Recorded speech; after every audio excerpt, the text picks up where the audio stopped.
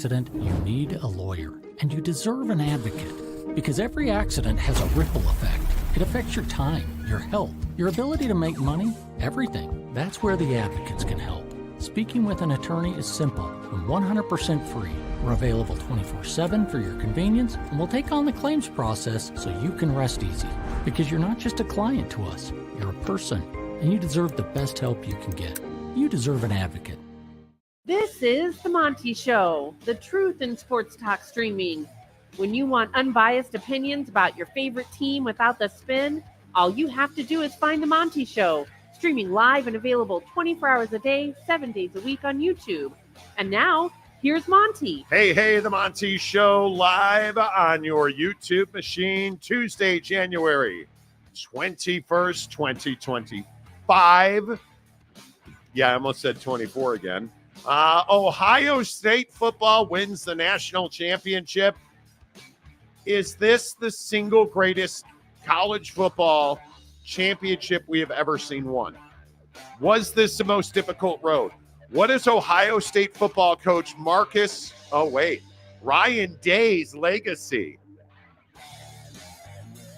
Now what, Marcus Freeman? Yes, I am ready to go all in on Notre Dame football as well. A lot to talk about with the college football playoff. As usual, it is all presented by the Advocates at theadvocates.com. The best injury attorneys in the business, 24/7, 365. You can get clear, risk-free advice. Chat with an injury attorney live online, and it won't cost you a dime at theadvocates.com because you never pay the advocates unless and until they win your case. If you are an aggrieved Notre Dame fan who again saw Marcus Freeman choke, why are you kicking a field goal? Why are you zero blitzing? Hey, it all happens. We'll get to you, Marcus. Oh, Marcus, we'll get to you. But we start with the victors, and that is Ohio State football. They win the national championship, and I don't think it is even close that this is the single greatest college football championship we've ever seen. Yes, it is the first 12-team playoff, but that does not at all limit what Ohio State has accomplished, the accolades that Ohio State should collect here. When you look at the road that they took, Tennessee, Oregon, two of the most difficult teams to face, then you go on to beat Texas, who was a lot of people's picks to win the national championship. Then you go on to beat a outmanned, undersized Notre Dame team. It even hurts me to say that out loud, but the bottom line is that is four of the best wins back to back to back that we have ever seen. I don't think that you can knock down. I don't think that you can slight. There is not enough praise that you can heap on the reclamation project and the job that Ohio State football coach Ryan Day did, bringing his Ohio State Buckeyes back to some sort of ability to emotionally compete after losing to Michigan, seemingly seeing all of their hopes dashed. Instead, they regrouped. They fought hard. They came together as a team, and they won four of the most difficult games any college football team has had to endure to win the national championship. Jake, I think this was a virtuoso performance by Ryan Day. Yeah, I mean, I just think that this started, before the season even kicked off. The recruiting efforts, getting the talent that you got to finish off the roster, the development that you were able to pull from these players, on the defensive side of the football that have been there several years. I think that's where this national championship started. You built a roster that was mostly, recruited and developed by you, and then you finished that roster off by adding several key pieces that wind up making huge contributions throughout this playoff run. And so, yeah, I think Ryan Day and Chip Kelly and company deserve a ton of credit for what they were able to do. But I also think we learned a lot from this Ohio State performance. I don't think we're any longer in an era in college football where you can afford as a big time, Power 4 program that wants to compete for national championships. You can't afford to have a quarterback that cannot pass the football at pretty much an NFL level, because that's what I saw throughout this playoff. The quarterbacks that can throw the ball and are going to play on Sundays had a ton of success through this playoff. Now, obviously, Quinn Ewers doesn't get to the national championship game. They, obviously they lost to Ohio State, but you look around the teams that made it to the college football playoff, and they pretty much all share that in common. They have a passing quarterback, and the ones who had the most success had guys who are elite at that position passing the football. And the ones who didn't obviously had quarterbacks that ran a lot more, which limits you as an offense. So for me, I just think that Ryan Day identified what he needed, what the path was to win a national championship. And then they went out and executed that. Recruiting, play calling, on-field execution, leadership. Like, I just think that the people today who are hating on Ohio State or not giving Ohio State the credit that they deserve are exactly that. They're just haters, because anyone who looks at this performance, it's easy to say, hey, like, they just were the better team. And that is what they should be proud of. I think also when we talk about Ohio State, I think all of the hate that was heaped on the transfer portal, NIL, collectives, Ohio State just showed you the blueprint to win a national championship. Go get the best available quarterback. They did that with Will Howard. Will Howard, and again, K-State fans, I'm not even trying to stir the pot. You didn't want Will Howard. Will Howard lost his job to Avery Johnson, which now seems laughable, but it happened. He's a cast-off who goes to Columbus and shows you not only is he one of the best passing quarterbacks in the country, he's an NFL prospect now because he went to a big program. He got paid to do so. He was surrounded with talent. He had an offensive coordinator that was recruited just as much as he was, because Chip Kelly was an incredible hire. He was backed up by great play calling. He was backed up by one of the best defenses in the country. That's the blueprint to win. You've got to have a quarterback who can stand in the pocket and deliver the football. You've got to have a very good defense, and you have got to have the ability to get in the portal and win the best performers, not the biggest names, not the controversial figures. You've got to get in the portal, and you've got to win the best performers available to your football team at your positions of weakness. And there is no doubt quarterback was a position of weakness for Ohio State until Will Howard showed up. And ultimately, in my opinion, Will Howard is one of the main reasons Ohio State football won the national championship. Again, I'm not even sure that that's arguable. When you look at Notre Dame versus Ohio State, what is the single biggest difference in that game? Well, quarterback, but I think the other part of this, you had a head coach who embraced the challenge in front of his football team. If it was ever more clear that Marcus Freeman is not ready to win at the highest level, it was going against Ryan Day.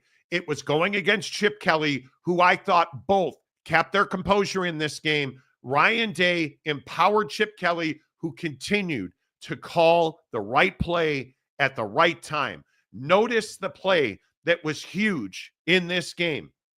You look at Jeremiah Smith, single coverage. You look at a zero blitz. Marcus Freeman calls a zero blitz with man coverage on Jeremiah Smith. And where did that football go? It went one-on-one to the boundary, which has been Notre Dame's biggest defensive weakness all season long. Jake, I think Ohio State outcoached Notre Dame. They out-physicaled Notre Dame. Yeah. They were more talented than Notre Dame. Ohio State was simply put, built to beat everybody else in college football. I think they laid out the blueprint. Yeah, and I think when you listen to Marcus Freeman talk about the zero blitz play, you can hear the pain in his voice. You can hear him talking about, like, hey, we're basically in between a rock and a hard place. We're in a spot where if we do one thing, they're going to beat us, and if we do another thing, they're also going to beat us. And I think that's what made it so difficult on him last night. Yep, and here is Notre Dame head coach Marcus Freeman talking about that faithful zero blitz call. Yeah, it was do or die. It was that type of down. If they run it, and they get a first down, you're gonna We got to get them stopped. And we thought at that moment the best way to get them stopped is to run zero pressure. And you know what? Like, we have to have faith at some point that we can make a play. And there was times in the second half that we did in man coverage, but you know, he's a heck of a player. He's difficult to cover. You want to play zone, and they'll find ways to pick you apart. You want to play man, you know, they find ways to get him the ball. And so it's a talented offense. But that's that situation right there. But that's who this Notre Dame team has been all year, right? They have been a man cover team. Mm-hmm. And this is where the strength of schedule, I think, comes back. That conversation about what's the right way to build your schedule and your roster. Notre Dame played man coverage all year long. All year long, their biggest plays against Notre Dame's defense were one-on-ones on the boundary. I mean, you watch a minute of Notre Dame football, you know that's their weakness. You're going to live and die on that. And I had people texting me last night saying, "Oh, you got to zone, you got to zone." They zoned for about 35 seconds in the second quarter, and what happened? Mm-hmm. Judkins breaks off a big run. You're throwing quick outs. Notre Dame had to live and die with who they are on a defense, and they're very good defensively. I think we saw that sometimes last night. The zero blitz is a terrible decision. Terrible decision. Be strong up front. I don't mind if you're going to bring Watts or Schuler down. You can't send 7 guys and have man coverage on the outside. In that situation, in my opinion, it's unforgivable. And I think you listen to Will Howard talk about his wide receivers. And again, I think it's hard to argue that Ohio State has the best wide receiver room in the country. Coming into this season, you know, I think something that Coach Day and Coach Kelly and Billy really emphasized to me was completions. Get completions, take completions. You know, there was a couple times early where maybe I had to check it down or maybe it wasn't, you know, perfectly how it's drawn up, but you want to, you know, just keep the ball moving, you know, and stay on schedule. And it may not always be pretty. You know, you may have to go pick it up with your legs. But, you know, I got to give all the credit to my guys, my O-line giving me time, and those guys, the receivers. I mean, we got the best receiver room in the country, and it's not even close. Yeah, and I think Will Howard is a very interesting talking point because I do want to get to Ryan Day's legacy. But before we have that conversation, let's talk about Will Howard and listen to Ryan Day talk about his quarterback. I give this guy a lot of credit right here, Will Howard. I think he ran the ball 16 times in a game. We knew it was going to be that way. It was the last game we had, so we were going to let out all the bullets, and he really put the team on his back and obviously delivered a huge third down conversion, which sealed the game. But it's tough, man. You look at Will Howard and you contrast and compare him to Riley Leonard, and you know that Notre Dame recruited Will Howard. Yeah. And I just say to myself, again, and I freely admit I'm a diehard Notre Dame fan. It pains me to think about the fact that Will Howard never considered going to Notre Dame. Mm-hmm. He only considered Ohio State. And I just ask, if it was Will Howard wearing a Golden Dome last night, does Notre Dame win that game? I don't know, but I think it's a hell of a lot closer than it was. Yeah, I think the thing you got to consider with that, and this is the painful part, is Will Howard is a guy who was in a situation that's not unfamiliar in college football, right? A guy who had hopes of going to the NFL, was obviously aware of the fact that his time in production and what he had put on tape at K-State wasn't going to be good enough for him to get any reasonable draft slot in the NFL draft. I mean, even a third round pick at that point, I'm not sure was possible.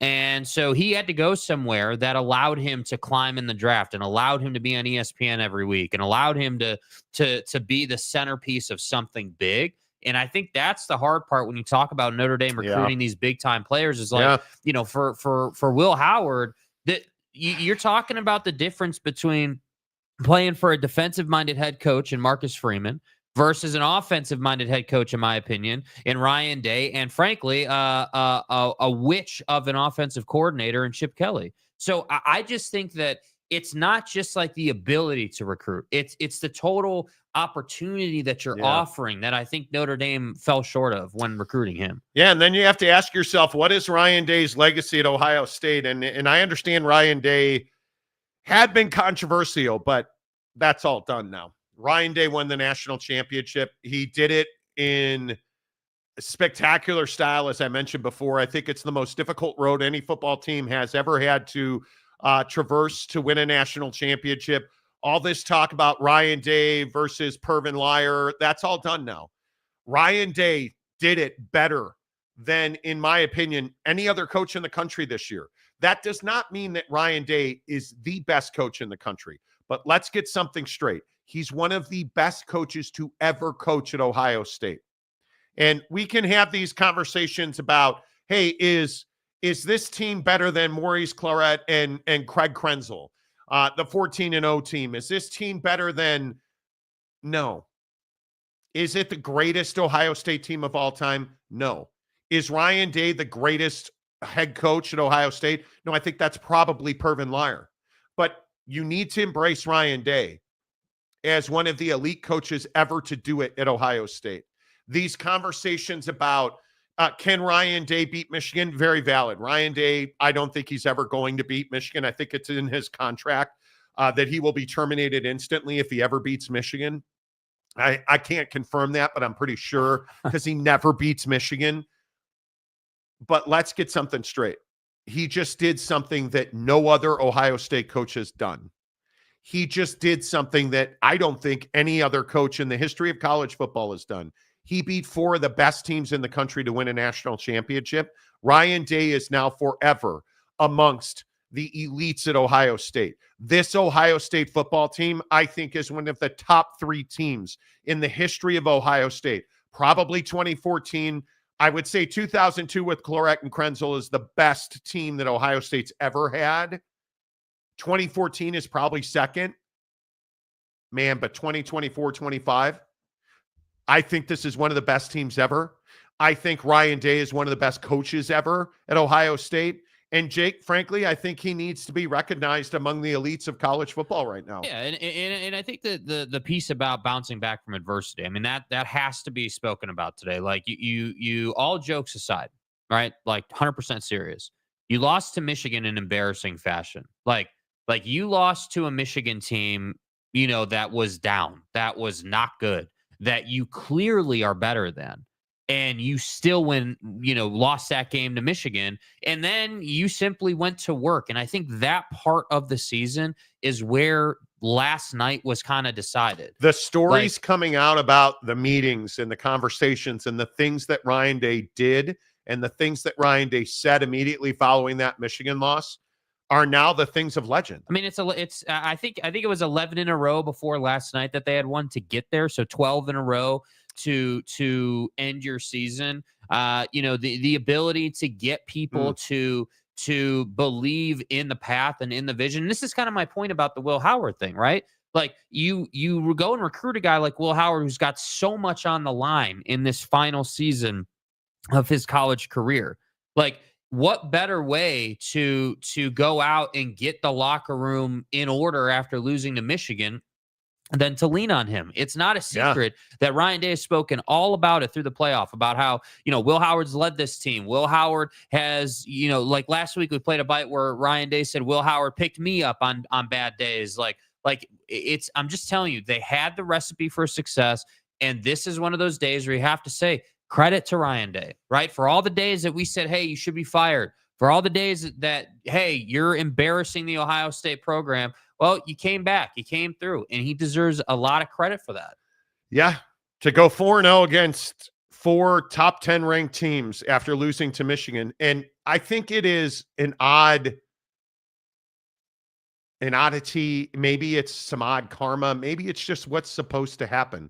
Michigan played a significant role in the national championship for Ohio State. And it's just that rivalry thing. At some point, Ryan Day is going to have to beat Michigan. Yeah.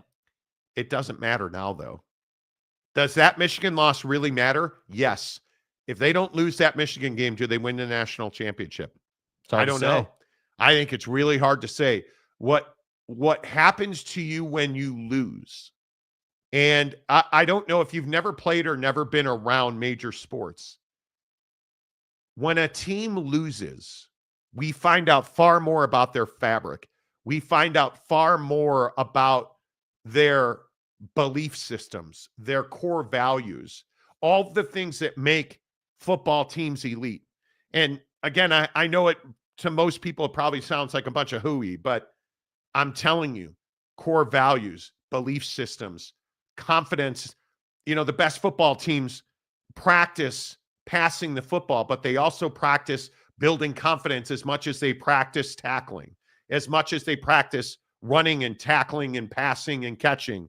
They practice confidence. Yeah. And I think we found out that Ohio State believed in itself. And now, like all the things that you want to heap on top of them, that Michigan loss showed us who Ohio State is and at the time was. And I think it's just I can't heap enough praise on Ohio State and Ryan Day today, because to do what they did after losing that game and the way they lost that game and the Jack Sawyer planting the flag, and I would have fired Ryan Day that night. Honest to goodness, if it was my decision, I'd have fired Ryan Day on the spot. And at this point, you can only say I would have been wrong for doing so, but you wouldn't have blamed me. Yeah, I wouldn't have blamed you, but I also think we've had so many conversations on the show, and I still maintain this opinion. Like even when Ryan Day is losing, even when the bad days come through, he's still one of the best head coaches in college football. He's right. He's in the conversation of top 5 to 7 coaches. He's in that group, and yes, it's an opinionated conversation. There's a lot of different ways to look at it and evaluate it. I totally get that. But there's a certain separation now, right? Like, I mean, I think most of us, would agree that, before Saban retired, it was Kirby and Saban kind of sharing that mantle. And depending on the year, now Nick Saban's retired, obviously. Sark's got to be there. Sark's in the conversation. But I do think that there's this separation now. And Ryan Day has climbed a rung on the ladder. He's got a national championship now. And that matters. Getting the job done matters. So, yeah. I for me, Kirby's the best coach in college football still. I then would probably have Ryan Day now that he's won a national championship, and then I would have Sark.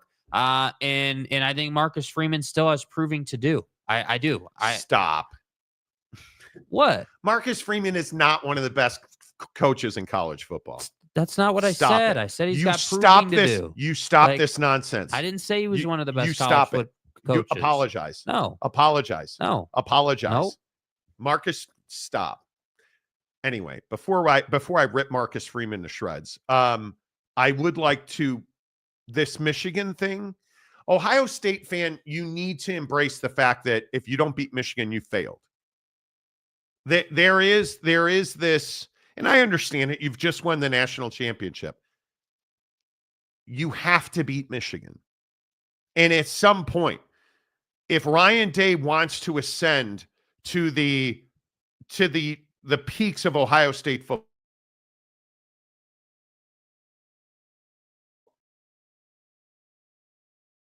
next 5 years. I think if Ryan Day is ever to be known as a better coach than Pervin Lyer, he will need to beat Michigan multiple seasons in a row. And he will need to win another national championship. And I think he's got to do that in the next 3 years. Mm-hmm. If let's put it this way, if Ryan Day beats Michigan the next 3 years and wins another natty, he's the greatest coach in the history of Ohio State football. Yeah. Simply because of the controversies that swirled around Pervin Lyer when he was in Columbus. Yeah. I think that is, if Ryan Day wins 2 and then as a matter of routine beats Michigan year after year and wins another one, he's the best coach in the history of Ohio State football. Yeah, I just don't know the confidence level that he's going to do that. I mean, you got to show me you can beat I'm Michigan. not confident he will do that. Yeah. I agree with you on that. I don't care where that game's played. I mean, you got to beat Michigan with consistency. And let's see what happens with Michigan. Where does Sharon go from here? All of that stuff. But if Ryan Day wants to be the greatest football coach that's ever worked at Ohio State, You've got to win another one, and you've got to beat Michigan, and I think you have to do that in the next 3 years. Yeah. Because after that, what kind of momentum do you build off of last night? Obviously you're national champions right now, and you got to build off of that in recruiting. You got to go out and begin again, and that process begins. What's today? Tuesday. Process probably begins tomorrow. Yeah, it is the sad reality of of who Ryan Day is. You just won a championship, smoke the cigars, drink the champagne, do whatever you're going to do on Tuesday, because Wednesday you got to get back to work. That's the nature of college. You look at this this lawsuit with Wisco in Miami and transfer portal now, Notre Dame and Ohio State, their transfer portal opens now. Like, it just is what it is. Yeah. It just is what it is. So we'll see. Ryan Day, a couple of numbers that should really stand out to you at the Ohio State. Do you guys understand that he is 70-10 as the head coach at Ohio State? 70-10, 46-5 in conference. Too many losses to Michigan. 70, and he is, I was looking at this number last night, and it's shocking to me. Yeah. 70-10. That's what I'm saying, man. Like, this is like, God damn. This is like what we do with LeBron, right? Like, LeBron is so good at basketball that we forget just how elite it is, generally speaking. Like, 70-10 is an absurd number. Yeah. I am it's amazing to me. Yeah. What do we say about Notre Dame? Where did it go wrong for Notre Dame? They lost this game the minute that you decided it was okay to kick a field goal. You lost this game the minute you decided the right thing to do was to zero blitz. And as much growth and development as we saw from Marcus Freeman this season, Marcus Freeman made several critical mistakes last night. Kicking that field goal, which I would remind you he missed. You threw up the white flag. You said you didn't want to win the game because you're down 2 scores. You're down 16 points at that point. Kicking a field goal means, okay, let's assume you would have made it. You're down 13 points. What changed? Nothing. You're still 2 possessions down. And my point is, the only answer there was you got to score a touchdown. Ultimately, you missed the field goal. So had you gone for it on 4th and goal and not converted, you were in the same spot. Marcus Freeman zero blitzing with man coverage on the outside was a huge mistake in this game. And it changed the plot line of this game. It allowed Ohio State to burn Notre Dame timeouts. It allowed Ohio State to run the football, burn the clock, and kick a chip shot field goal that ultimately ended this game. Marcus Freeman has a lot of growing and learning to do. Now, here's the question that I have for every Notre Dame fan, such as and like myself. Is Marcus Freeman more Brian Kelly? Or is Marcus Freeman a different guy who's going to take this team to another level after this loss? Because Brian Kelly, the day that Manti Te'o's dead girlfriend, who never was, got blown out by Alabama, that's the day that Brian Kelly left for LSU. And by that, I mean, that's when his tenure at Notre Dame came to an end. Is that who Marcus Freeman is now? Does Marcus Freeman ever turn into somebody that recruits the best quarterback in the portal? Does Marcus Freeman ever turn into somebody that can pull in the biggest, best quarterback in the portal? Because again, I will sit here and I will tell you, Riley Leonard should have never been the starting quarterback at Notre Dame for one simple reason. He's not good enough. He's not good enough. And if we learned anything this weekend, it is Lamar Jackson's inability to throw the football down the field to win a playoff game. It is Riley Leonard's inability, or maybe it's a lack of belief, however you want to spin it. It is Riley Leonard's inability to consistently stand in the pocket and deliver the football. It's great that you were able to make a throw or two in this game, but you were not able to consistently stand in the pocket and deliver the football. And ultimately, it was the difference between winning and losing. And ultimately, Marcus Freeman's inexperience and inability to think under pressure that cost Notre Dame this game. And my question is, does Marcus Freeman ever win a national championship at Notre Dame? And I don't think with any certainty you can say he does. Yeah, I mean, I think it's difficult to say with certainty whether he'll win a national championship or not. But I do think that, you know, to the Brian Kelly point, you know, I think Marcus Freeman is you know, driven at a really high level, and I think that I would agree he's developed a lot. I would also agree that, yeah, he made a ton of mistakes last night. And he's got a lot of shortcomings still as a coach, and part of those shortcomings is one, your coaching staff, right? I think you need a better OC, a more aggressive OC who you can use to go out and get after the best quarterbacks in the portal, because ultimately we've seen that model work time and time again. Hey, I might be a defensive minded head coach, but my offensive coordinator is one of the best in the country, and we're going to be trying to push the ball down the field. That's who we have to be to go out and win national championships. So to me, that blueprint really works. And I don't think that Marcus has to go somewhere else to get back to the national championship game and take another run at it. What he needs to do is improve the offensive side of the football, starting with your coaching staff. And then from there, he's got to do what Ryan Day did, which is put your pride aside, let Chip Kelly or your guy run the offense, and use that guy to go out and get a quarterback, because that's all that was last night. You know, it didn't, to me, look like Notre Dame was miles behind Ohio State in talent, let's say. Yes, Ohio State's talent is better than Notre Dame's, but you weren't like, you know, miles behind. What it was is you didn't have a way to beat their defense. You couldn't do what anybody else before did. Do you understand? Did you guys look at the numbers in this game? Do you understand the disparity that happened on the football field last night? And I think a lot of Notre Dame fans don't embrace this. Do you guys understand that Riley Leonard ran for 30 yards last night?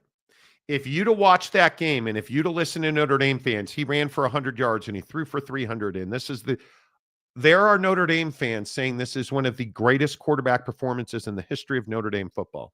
Do you guys understand that he accounted for 231 yards of offense last night? The quarterback. Do you understand in the biggest games, if you look at Penn State, Riley Leonard accounted for, and I'm just going to keep going back to this, 223 and 35. He accounted for 258 yards against Penn State, 230 yards against Indiana.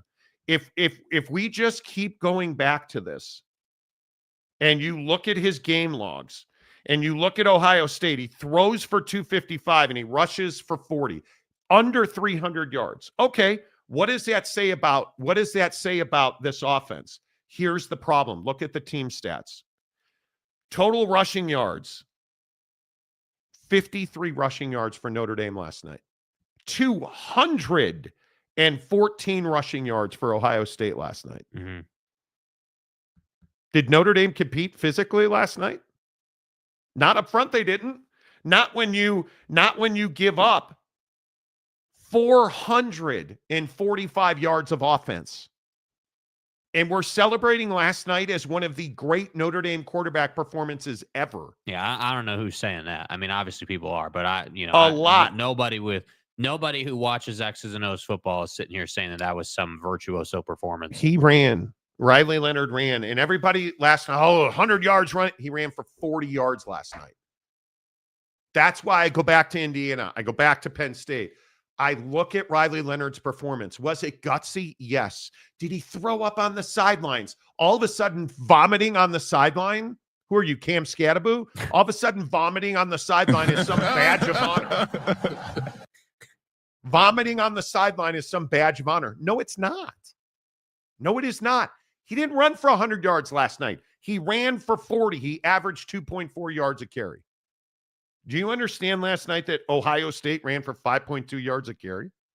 Do you understand that on 41 carries, 41 rushes, they averaged 5.2 6.2 yards a carry. Right, Where did so- it go wrong? You got your ass kicked up front. That's where it went wrong. Yeah, I think that, I agree with that. I think Ohio State's successes on offense, obviously, are not, are not a reflection of Riley Leonard, but I think Ohio State's successes on offense are a reflection of Notre Dame just doesn't have a good enough offense. I'm tired of hearing about Greathouse. I'm tired of hearing about these average ass guys you got in the wide receiver room, like ESPN yesterday in the pregame, talking about how Greathouse is this awesome wide receiver and just an incredible. No, he's not. Like he would be He would be a nice third little receiver. slot guy. He'd be a third receiver on the best teams in the country. Yeah. Is he a good receiver? Yes. Where did his big play come from? His big play came from a slot fade. Yeah. Right? That's their route. And I'm not telling you that Riley Leonard played poorly last night. He counted for 3 scores. I just don't think he was I accounted for 3 scores. Did he 2 passes play a and 1 role? rush. But was he the reason that you won or lost the game? No. As usual, he was not. The reason, in my opinion, that you lost this game is your inability to effectively play a different style of defense than you have the whole year. I'm all good with, hey, we're a man coverage team. I'm cool with that. Yes, you are. You want to win a national championship? I got news for you. You can't just play man coverage. No. Can't just play man coverage all night. And so what happens is your defense got exposed last night, in my opinion. Your defensive play calling got exposed last night, in my opinion, because there were multiple times where I was like, what the hell is this? Why are we going small in terms of size on the field in this situation or that situation? You tried to do things you're uncomfortable with last night, and it came back to get you. And the poster child example of that is the Jeremiah Smith zero blitz, right? I mean, that's what everyone wants to point to. But I point to what led up to that, which was, hey, you were not making adjustments until the second quarter, which I was shocked by because they moved the football on you just fine with their first couple of possessions. So at some point when we talk about Notre Dame, it can't just be this sweetheart story of a kid who came from Duke and, suck. He's a great, my mom texts me every day saying I suck. I got news for you. You do suck. You're not a great passer. You're not good enough in the national championship game. Yeah. And ultimately, Notre Dame's shortcomings were exposed, which we find every year in the national championship game, by the way. This is not unique to Notre Dame. Yeah. Every single year, the loser of the national championship game gets their weaknesses exposed. So when you ask me, hey, is Marcus Freeman the guy that's going to leave for LSU in a sense, or is he going to stay and get better? I think he will stay and get better. That's who he's been, right? From why is he the coach now? Because he stayed and he got better. So I think he will. But ultimately, this Notre Dame program has to get on board with the idea that it's not good enough to have a running quarterback, have a second, essentially running back trying to lead your team. That's not good enough anymore, man. And at some point, they're going to get on board with that.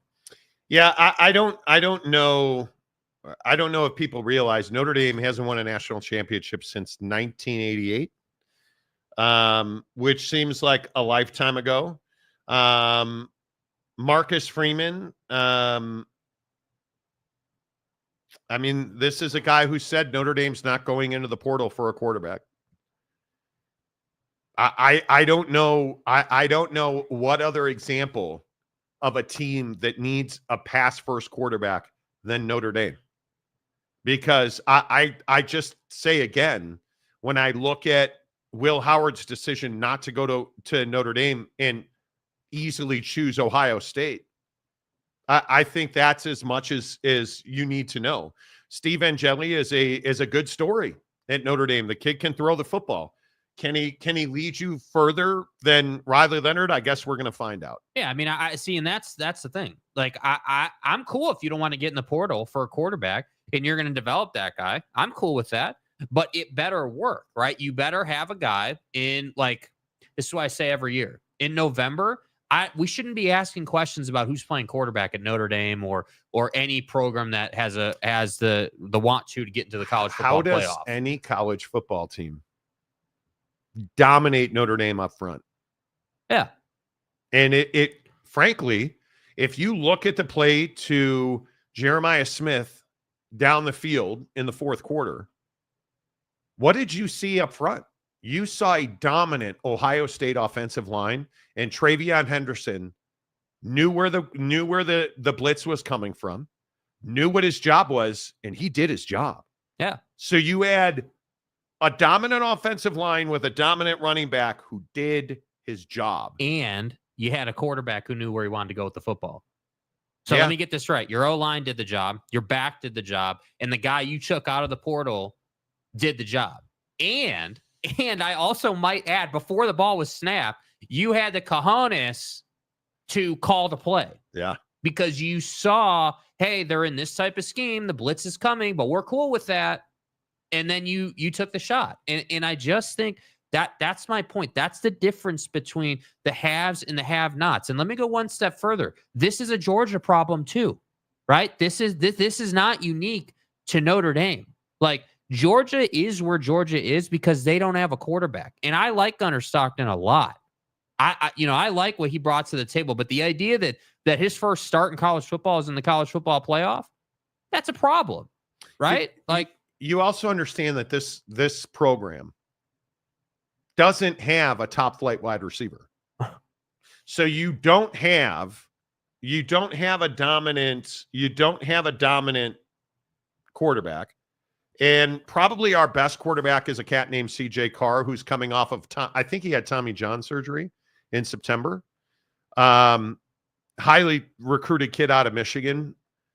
And I would also remind you, this team doesn't have a dominant wide receiver. So you watched Ohio State with one of the best, deepest rosters. Remember, your All-American center out for the year. Mm-hmm. You're moving guys from right side to left. Like, you have a patchwork offensive line that wasn't so patchwork. They dominated up front last night. And that's where Notre Dame has to get better because, again, I just point to Judkins, Howard, and Henderson making up the bulk of that 214 rushing yards. And everybody wants to wax on about Riley Leonard's ability to run the football. Will Howard carried the ball 16 times for 57 yards and outperformed Riley Leonard running the football. I mean, look at. I agree with that. And look at the Judkins story, right? Where did Judkins come from? Ole Miss. Ole Miss. Lane train. Right? And what did everyone say? Well, he's an Ole Miss running back. He's not. They got Travion. No, dude. They went out and created an offense that's got probably 4 layers to it. Yes, you've got Will, and he can run and he can do some things for you. But then you went and, you were able to get Jeremiah Smith to commit to your program and you developed him. Then you added the running game to that. And this is my point. Like when you asked me about Marcus Freeman deserves a lot of credit for getting this far with what he doesn't have. Yeah. You're talking about getting to the national championship game, playing essentially one side of the football at a really high level. Totally agree. He deserves a ton of credit for that.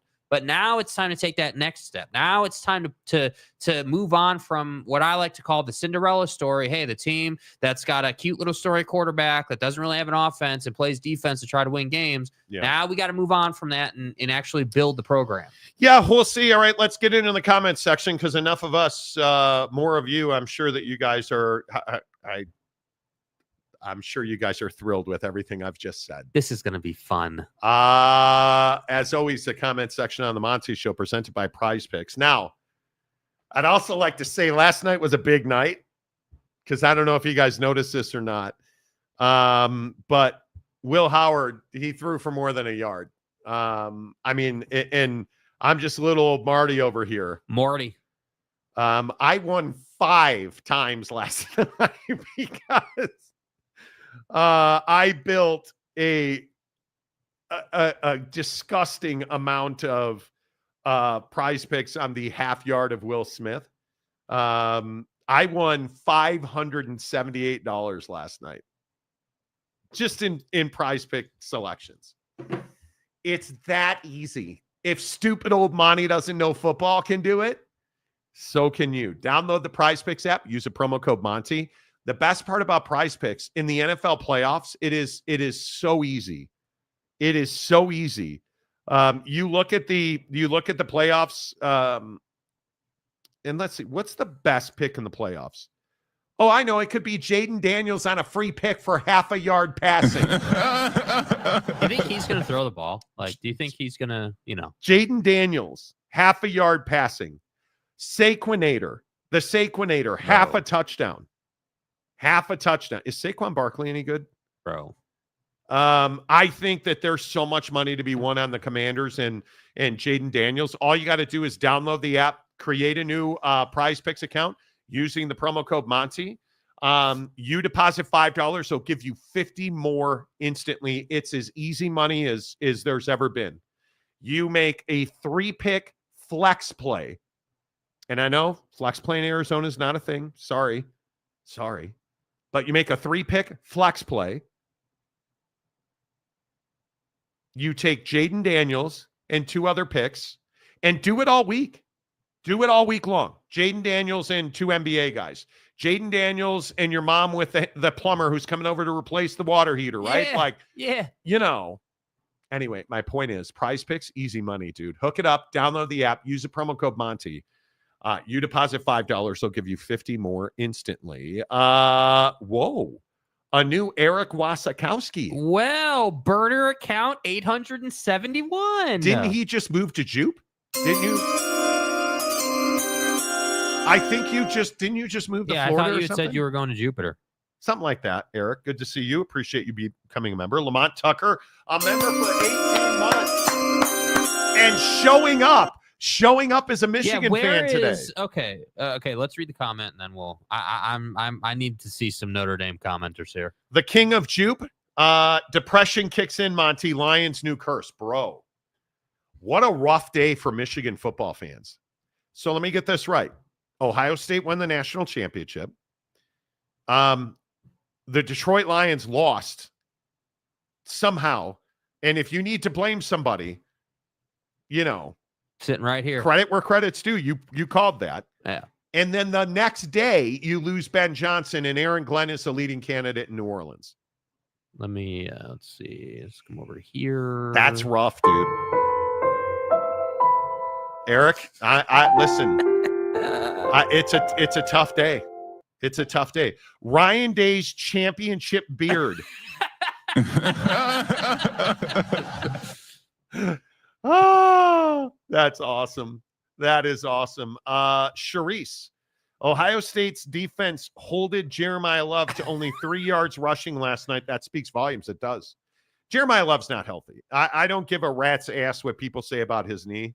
I've seen that kid do some incredible things. He was not healthy last night. Yeah. He was not healthy last night. The eye patch, Michigan less than North Carolina. I think there was some debate going on well above that. I think that's like the end of it. Oh, was there? Yeah. Okay. Yeah. Cowboy Cody, hello. Notre Dame will be back there, but Ryan Day is about to run college football for the next 20 years.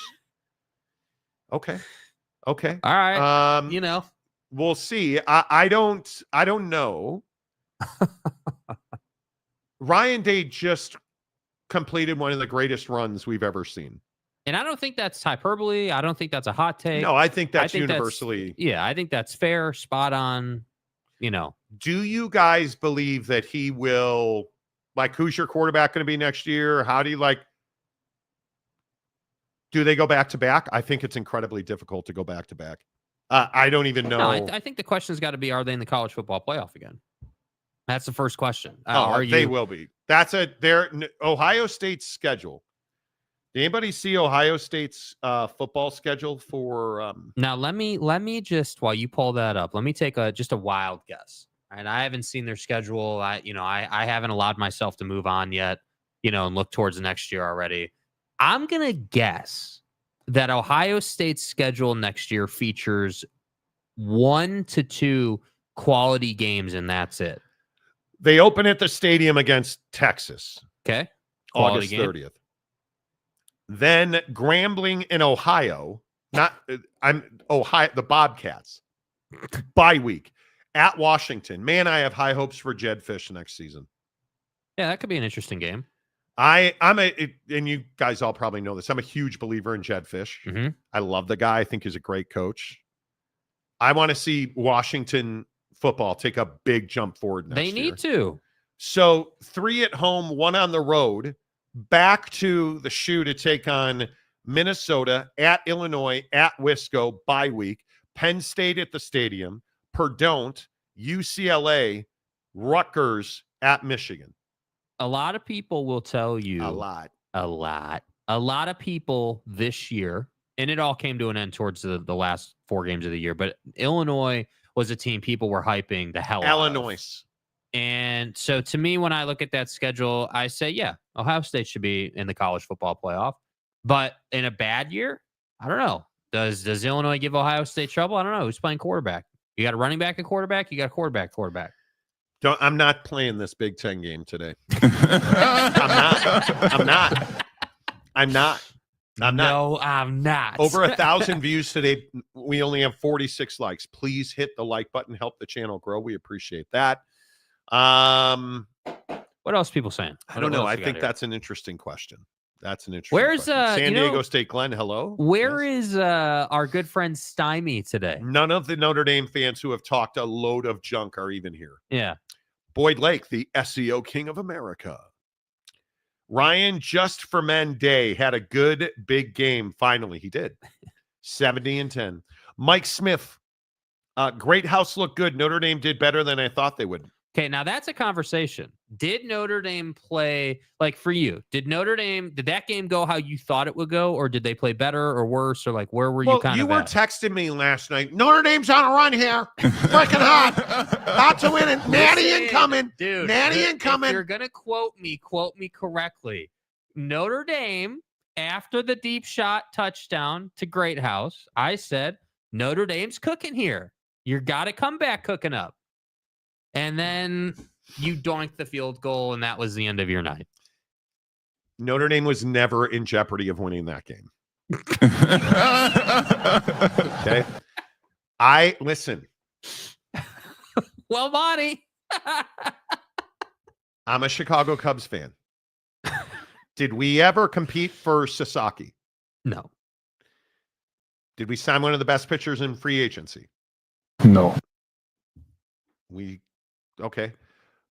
Chicago Bears fan. Did we cover the Hail Mary? No. Did we have to slurp knob and hire the Detroit Lions best assistant coach to try and save our quarterback? We did. Minute parade. My throat is sore. And the point is, the Blackhawks are bad. Right. The Bears are bad. The Bulls are bad. The Cubs are bad. Well, we do have one saving grace. The White Sox are the worst team in baseball. Right. And do they still play Major League Baseball? I don't believe they do. And Marcus Freeman is a average ass coach. But so Monty, to the point he's is, a nice story. did they do better than I thought they would? No, that's kind of what I thought the game would be. I think I said 27-10. They scored more points than I thought they would. Did Riley Leonard pass the ball better than I thought he would? They did. Did they run as well as I thought they would? No, they were much worse running the football. They did. What was disheartening for me, honestly, what hurt me as a Notre Dame fan watching that game, Ohio State just dominated us physically. Yeah. Dominated us physically. You look at, and I'm not trying to tell you, hey, I told you so Tuesday. What did I tell you my biggest fears in this game were? Yeah. My biggest fears in this game were you were going to be trailing, and Riley was going to have to try and throw us to a win. He's not capable of that. Defensively, what were my biggest fears? Down the field, on the boundary, it ended the game. Like everything, if you've watched any Notre Dame football, you know this is who this team was all season long. We just didn't play anybody, so they didn't get exposed. Marcus Freeman was going up against, James Pedo State Franklin. Yeah. Marcus Freeman's a better football coach than James Franklin. Right? So what did we really learn about Notre Dame in that game? They almost lost to a very mediocre Penn State team. Right? And so was my expectation, I never expected them to win that game. Right. You guys all give me a ration of crap over it, but Mike Smith, Stymie at the therapist this morning, I believe. Yeah, that's what I'm saying, dude. Where are you at, bro? Steely, Where is Ferris today? Lions lost. Ohio State won a natty. He may hide for a while. I believe that's true.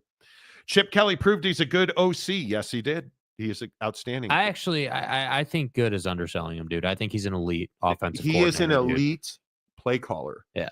And more than that, and I think any Eagle fan, any Niner fan, any Oregon fan, maybe not UCLA fans, pretty much anywhere Chip Kelly's been, his offense has been one of the best and most well-designed offenses, and they execute offensively. His defenses have always been terrible. Right. But you look at this Ohio State offense, that I think the deep shot to Jeremiah Smith to end the game, you waited and waited until you needed that deep shot, because at no point other in this game did they need a deep shot. Right. Never.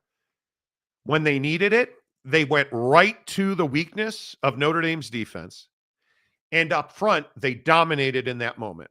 The line, Travion Smith, they knew. They had looked at Notre Dame, because we very rarely at Notre Dame, we very rarely zero blitz. And this is something we talked about last week leading into this game. Notre Dame did not at almost any time in the playoff need a zero blitz. So Watts and Schuler were always at the top of the defense when they needed to be there. The interception against Penn State, the interception against Indiana. Yeah. And then you look what happened. You were trailing. You don't have the firepower to come back. So you had to zero blitz to try and force something. Look at the Egbuka fumble. Yeah. Great play. Hell of a play. Great play. But your offense wasn't able to get the job done. Mhm. So you just got exposed. That's what I'm saying. You just got exposed. I agree they got exposed, but I also think, again, if we're trying to find some positives, the positive is that you are in a place where your defense, if you had a quality enough offense, your defense is good enough to keep you in the game. The issue was not the defense per se last night. The issue was that you couldn't score. And I will say this about Marcus in this incarnation of Notre Dame football. One of the real problems that we had under Brian Kelly is his teams quit. Mm-hmm. Like, you would face adversity in the second quarter, they never came out of the locker room. Like, their spirit stayed in the locker room. Like, you just got tractor pulled. Like, your team quit on you, Brian. And we're seeing that at LSU. This team last night fought their ass off. Marcus Freeman, and I believe this with all of my heart, Marcus Freeman got every ounce of ability out of that offense that he could. Yeah, I would agree with that. It just wasn't good enough. And I go back to, if you look at any quarterback on your favorite team,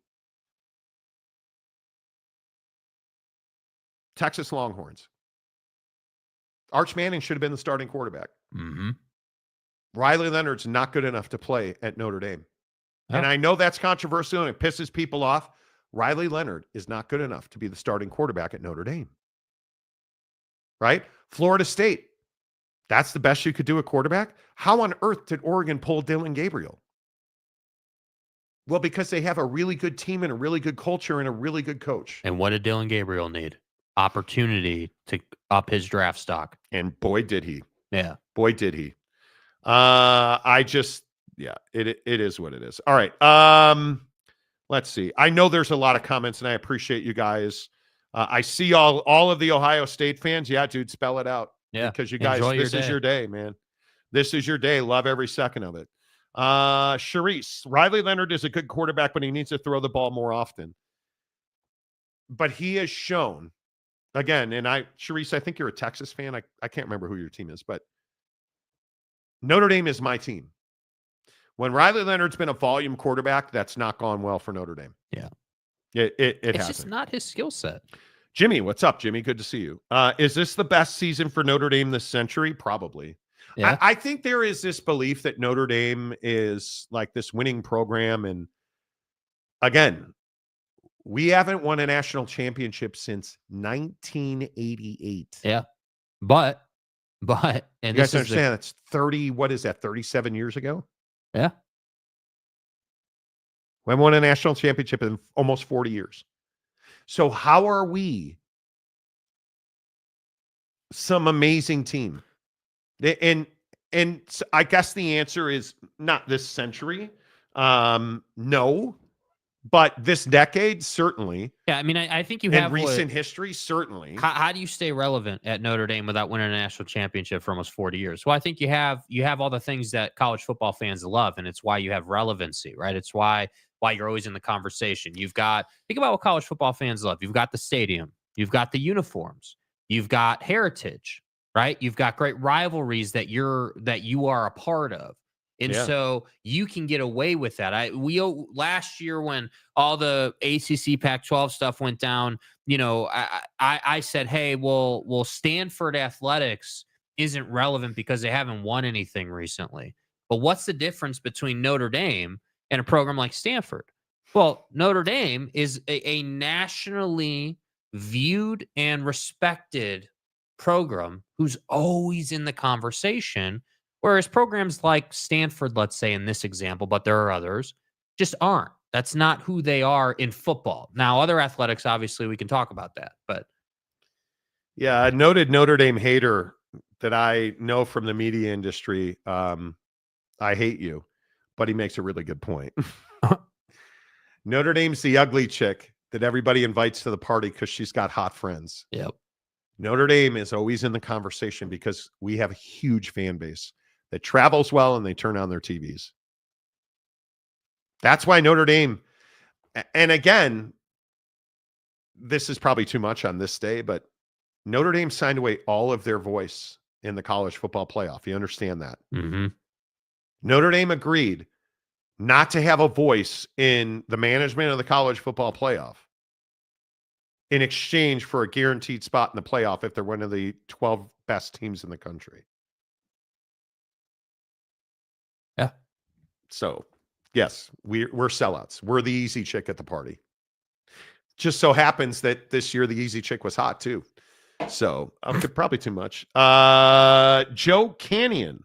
Impressive to run the gauntlet of teams to win a natty. Tennessee, Oregon, Texas. Yeah, as we talked about, it is the greatest run we've ever seen to a championship. Yeah. Ever. The eye patch. Ohio State matched Notre Dame in the trenches, if not better. Oh, they were better. Mm-hmm. On the offensive and defensive line. And you're a guy that knows about good trench play as a Utah fan. Ohio, that might be, and I again will say for Ohio State fans just tuning into the show this morning, I do believe that this is one of the top 3 teams in the history of Ohio State football. I think the Krenzel Claret team, what was that, 2002, is probably the best team ever. I think they were 14-0. 2014 Ohio State probably is the number 2 team. And then I think this team is number 2 and number 3. The Krenzel Claret year, I think, is the best team we've ever seen at Ohio State. Mm-hmm. This is either 2A or 2B.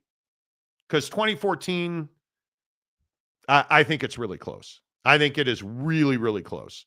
Colonel Ingus, champs. Yes, you are. JC, Notre Dame just got to the natty, but our quarterback is not good enough. You sure about that? Completely sure. 100% sure. No question. And again, I just ask you, Will Howard, when he got into the portal, was choosing between Notre Dame and Ohio State. If Will Howard is the starting quarterback at Notre Dame last night, do they win? And he clearly outperformed Riley Leonard last night. Yeah, if it was Will Howard for Notre Dame and Kyle McCord for Well, I mean, obviously, Will Howard would have had to vomit to get on Riley Leonard's. I'll stop. The point is, if Will Howard's the starting quarterback at Notre Dame last night, I think they win that game. Because you look at, do you guys understand the dime he threw to Jeremiah Smith? That wasn't a good pass. Yeah. Now, he had a clean pocket. Totally get it. That wasn't a good pass. That was an elite pass. Dime piece. Yeah. Dime piece. And did he overthrow guy? Yes, he did. Did he miss a couple? Yes. Yeah, the crazy but when part, it mattered, dime piece. The crazy part is like Will Howard's numbers versus Riley Leonard's numbers. When you just put them stat for stat last night, they don't look like remarkably different. It's not like Will threw for 350. Like they're pretty similar, but the quality of the numbers through the game is what is so different. I mean, the timing of when, Will ran for his first downs and his yardage versus Riley trying to go to a track meet on the first possession. Well, and that's really interesting you say that, though. Yeah. Because how much credit should Chip Kelly get for this performance last night? A lot. I think that I think, we talk about the Notre Dame Penn State game all the time, right? It's a great reference point for Notre Dame. But I think about the Penn State Ohio State game for Will Howard, because Will Howard had to run to seal that game, right? He had to get that first down so they could victory formation that thing to the end. And last night, I saw a very similar mentality in terms of, hey, they needed him to run for a couple of first downs when Notre Dame's defense did have them, right? There were a couple times where Ohio State was 3rd and 7, 3rd and 6, right? A little bit behind the schedule, and Will got them the first down. And I might add, took some hits doing it. And that's where I say, like, he didn't run for 1,000,000 yards. He didn't throw for 1,000,000 yards. Like, again, if you're a Notre Dame fan, your defense didn't play poorly. That's not the point last night. And maybe the other guy we should be talking more about is Jim Knowles, the defensive coordinator at Ohio State. God, if you're an Oak State fan, do you just hate yourself today? He used to be the DC at Oak State, but maybe. Cherise says, no, I'm an Ohio State fan. Oh, my bad. I didn't recognize that. Tamara, I don't know how to pronounce your last name. Ryan Day has the formula to win a national championship. 2 running backs, skill players. Well, there is certainly that. Bailey Dietrich. Speaking of Texas Longhorns, guess who they play week 1 to start the 2025-26 Yeah, we get the season? real national championship to start next season, which I'm excited about. Yeah, I don't disagree with that. No, I don't disagree with that. 1988 versus my team. Well, there is that. Yes. Mike Smith is a mountain mama. He's a West Virginia fan. 10 minutes. We'll talk about the NFL. Tomorrow, Julian saying will be ready. Let's hope so. That's a big question. Big question. Big question. Colonel Ingus. Notre Dame is usually their own worst enemy. There's administrators that ran Lou Holtz and Brian Kelly out. Brian Kelly sucks as a head Brian coach. Kelly ran his own ass out. And too. Lou Holtz, I get it. Lou Holtz, legend, but administration has completely changed. Man, you're a church-owned team. It is what it is. It is what it is. That play Ohio State had for their first TD was brilliant. Pull the wide receiver back. Yeah, All right, let's keep going. UW fan Jim, the Irish got off the mat and made it a game. Tennessee and Oregon just stayed down. I'm not sure which game you were watching. As soon as they kicked that field goal, this game was over. Period. Yeah, I think it's before that, though. I don't remember what it was at the half, like 31-7, I think it was at the half or whatever it was. Like, you could have easily just. Ohio State very clearly took their foot off the gas. I don't think there's any doubt about that. But what I think is very clear is when they needed big plays, they made big plays. The Jeremiah Smith catch down the sideline, he's wide open. Yeah. That's wide wide open as you can get. Wide open. Yeah. Is what it is. Steely, do you think he's an NFL solid QB? Second day. But, I mean, Will Howard can make every throw that anybody can make. Is he spectacular like a Shedeur Sanders? Is he as good as Cam Ward? I think he's a better thrower of the ball than Cam Ward is. Yeah. I do. He's certainly more responsible. He will have an opportunity to win a job. I don't know it's all about where you land and opportunity and roster and ownership. And yeah, I think Will Howard's the guy that is the dark horse of the draft. I think no one's talking about him like his draft stock. Like everyone's talking about Cam Ward and Shedeur and the guys at the top.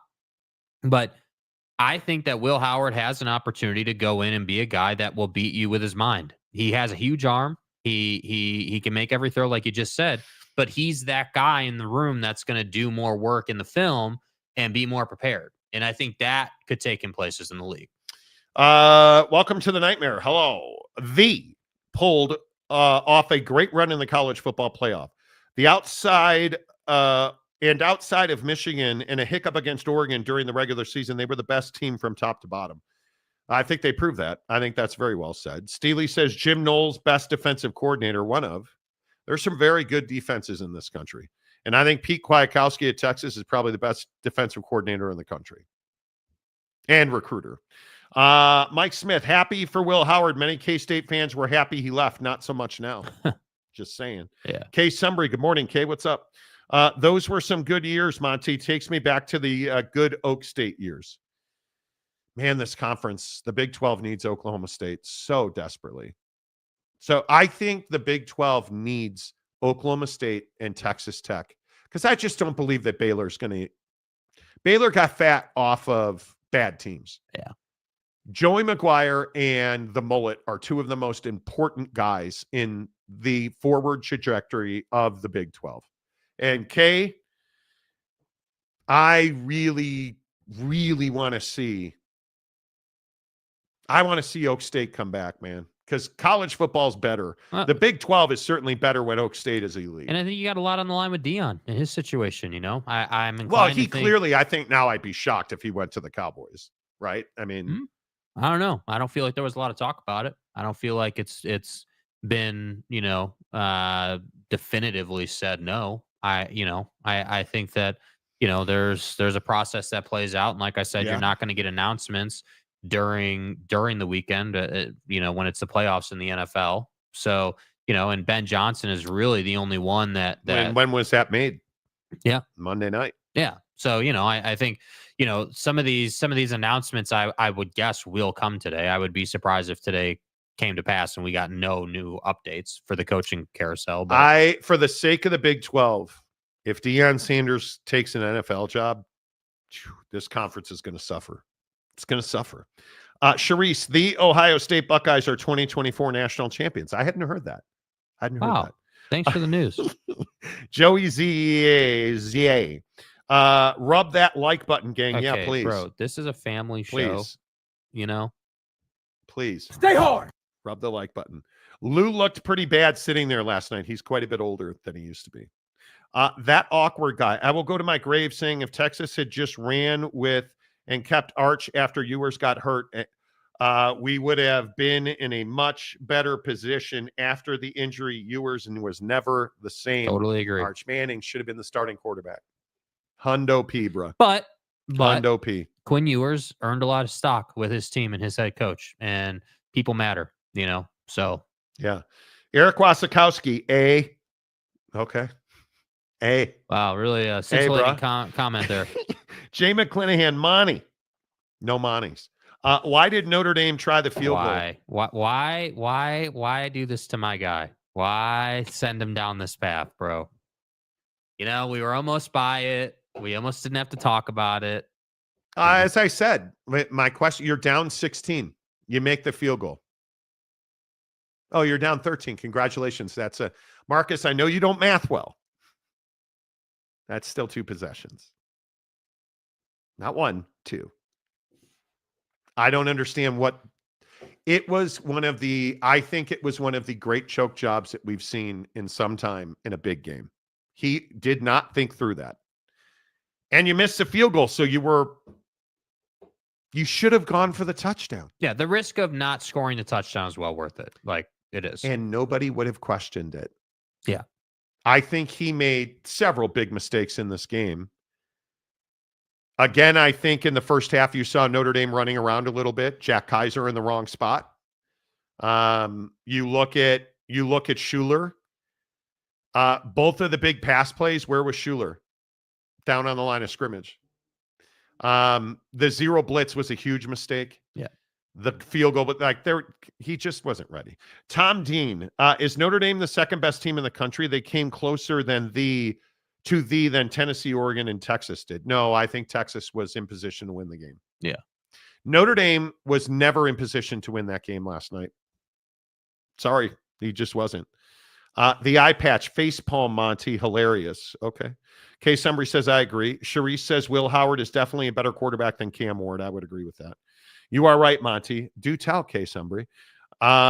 This league needs Can you guys imagine how much better off is the Big 12? And think about who are the likely teams to compete for a conference championship next year. Utah, BYU, I think, has a lot of talent returning. Arizona State. That's going to be a different football team without Scadaboo. I mean, he just did so much. They don't beat Utah, and they don't win a lot of games without Scadaboo. That's going to be a different club with. I think he's going to the NFL draft, right? Yeah, he is. He's done. But I don't disagree with what you're saying. I just think that Kenny's got a lot of momentum. He's going to recruit. They'll be there. But again, Marcus Freeman, coaches like Kenny Dillingham, who got a lifetime contract, and Marcus Freeman got a lifetime contract. It's not about doing it 1 year, Indiana. Kirk Signetti, Google him. Mm-hmm. It's about doing it for 5 years. It's Steve Sarkisian's not doing this for his first year. Ryan Day's not doing this for his first year. Nick Saban didn't do it for 1 year. You've got to do it repeatedly. So I look at Kenny, I look at Marcus Freeman. They've got to prove that they can do it. Kenny Dillingham did not have an easy schedule, and he beat wholesale ass on the forehead of Cam Scadaboo. How do you repeat that? Well, I don't know. We're going to find out. I mean, I think the one thing we do know is that the great coaches in college football find a way to create a formula based on what their team has. Right? Yeah, so framework of success where you can plug guys in. But do you replace a Scadaboo? No, I don't think you replace Scadaboo, and I think that they're going to have to. The reason I like Kenny to be in the conversation for the conference even this coming year is because I think he's got the right mentality, and I think he's got great energy, and I think he's great with the players. Guys want to play for him, and that's a huge advantage over the mullet or the Chrome Dome in Baylorland. But here's the problem for the Big 12 and the ACC. Yeah, Ohio State's going to be good. Right. I think Michigan's going to be competitive because I think Sherrone Moore is doing the best he can. In his current situation. I think those two teams will be competitive. Oregon's going to be competitive. SC is going to be significant. Did anybody see that Rob Ryan went to SC? USC hired Rob Ryan. Phenomenal hire. I think SC is going to be competitive. Let's just call it those four teams, right? So if I look at the SEC, I would have to think Georgia and Texas. Ole Miss isn't going anywhere. Right, even though you're going to have a quarterback change. Bama's going to be looking to bounce back. Bama actually, I think, is better already. Right, so you've got the Big Ten, who now, if they do it again next year, it's inarguable they're a better conference. If they win 3 straight natties, come on, yeah. But let's argue about the Big Ten or the SEC. What I can tell you is the answer is not the ACC or the Big 12. Right. So if I go back to the Big 12 and I say, well, I think Deion's team's going to be better next year. Because defensively, he brought in a lot of new talent. He's got multiple quarterbacks. He's got a portal quarterback. He's got better running backs. I think they're going to be better than they were this year, next year. And he's got a point to prove without playing with his kids. I was looking at Texas Tech on Saturday or something because I have no life. Right. Texas Tech actually looks like they're in a better position. BYU looks like they're going to be in a better position. Utah looks like they're in significantly a better position. Utah's never bad defensively, and now their offense looks like they're significantly better. That's exciting times. Right? So, but are any of them national championship good? I don't think so. Well, I don't think so. I think initially just sitting here today, I mean, obviously a lot's going to change by the time next season rolls around, but the one thing I would say is that, Utah's defense can play with anybody. And that would include the Ohio States of the world. And I think that, Kyle Whittingham's biggest thing has always been he doesn't have the offense to keep up. So let's see what they do. Obviously, just like you just said, right? That a lot of exciting things happening at the U. Really like, new OC, new quarterback, right mentality. Like we're moving in the right direction. Totally agree. 100% I agree. Great conversation as always. Keep your thoughts coming on is Ryan Day now the greatest head coach at Ohio State? Ohio State fans, let's hear from you. But I do want to switch gears. Let's talk about the Chicago Bears. The Bears. A lot of NFL coaching carousel happening. Did the Chicago Bears hire the right head coach for Caleb Williams? I'll tell you that in 15 seconds. When you've been injured in an accident, you need a lawyer, and you deserve an advocate. Insurance companies don't always play fair, but we can keep them in check. Most cases settle out of court, but we'll take your case to trial if necessary. You deserve an advocate. Indeed, you do. The Advocates now have an office in San Diego, Las Vegas, Phoenix. You guys know the Advocates are everywhere you are. If you need an injury attorney, if you've been in a car accident, if you got hurt at work, yes, they are the workman's comp experts at the Advocates, where you get quality, risk-free advice with compassion and understanding. They know your situation because they've seen it 1,000 times before. And if we learned anything over the last month in this country, do not rely on your insurance company to do right by you, because they're always about the shareholders. Let the Advocates handle your claims process. You get healthy. The best part is you never reach into your pocket to pay the Advocates, because you don't pay the Advocates unless and until they win your case. Jake, did the Chicago Bears get the right guy in Ben Johnson? I mean, I think that, they got a very capable guy. I'm not ready to say he's the right guy. He's going to have to show me that. I think that, it's hard to say for the Bears situation who the right guy is. There's a lot of arguments to be made that, Mike McCarthy would have been the right guy. There's obviously, as I've told you guys over the last 2 weeks, a lot of arguments to be made that Cliff Kingsbury would have been the right guy. The things I like about Ben Johnson are obviously his ability to create a great game plan, to put his quarterback in the best position possible to be successful. I think he's shown us that week after week, and we'll get into that Lions loss and what happened with that game. But I think we can all agree that Jared Goff had one of the best seasons he's had, and all the skill position guys were happy with the offensive game plan. So I don't have any doubt in Ben Johnson's ability that way. But the thing that concerns me, and the reason I question whether he is the right guy, is because of what came out through the interview process. This concept that Ben Johnson wants full control of the roster. Ben Johnson basically wants the final say on a lot of things. That would make me a little bit uncomfortable. It would make me uncomfortable if I was GM in front office, that my head coach wants to have that heavy of a hand in the decision-making process with where the organization goes. And we'll see how this plays out, because the Bears have a lot on the line, right? You can't mess this up. And again, I don't think that anyone's going to fault them or blame them or anything like that, or criticize them for hiring Ben Johnson, right? He was the number one candidate in the pool. But what I can say is that if the middle of the season comes around and the Bears are maybe a 500 club or not where they want to be, let's say, then I think, you have to start talking about, well, was Ben the right guy? And is it actually working out? Because now the Bears are in the part of the process where we're moving on from having the wrong head coach and having the wrong guys here and there. Like, no, you have the number one candidate from this year's cycle, and it's looking like you're going to have Dennis Allen as your defensive coordinator. So if that were to happen, there's no excuses for this team not to get better. Zero. And that's where I say, like, I love the team. I love Caleb Williams. I think he's incredibly talented and incredibly capable. But like, as usual, we go through this every year, of course. You guys know this. As usual, the draft is going to be a very good indicator of who's running this team. But here's what I would say about Ben Johnson and why I think this is such a good hire for the Chicago Bears. The Bears competed and won. Ben Johnson could have had any job he wanted. The Patriots, okay, once that went away, Ben Johnson was the lead candidate in New Orleans. He was the lead candidate with the Jets. He was the lead candidate with the Raiders. And he chose the Bears job. I think, number one, that's a big, big deal. Number two, this is Ryan Poles' team.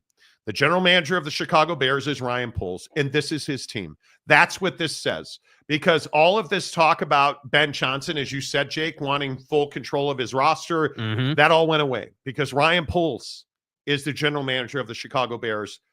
before this hire and after this hire. And that tells you that this is his football team. And I think those are two very critical points. I think the other thing that is so unbelievable about this hire, he left the Detroit Lions to go to the Chicago Bears.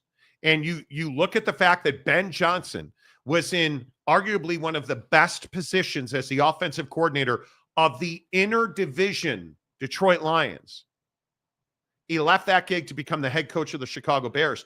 I think that is significant for the Bears. This is the first time that we can say the Bears competed against every other open job and they won.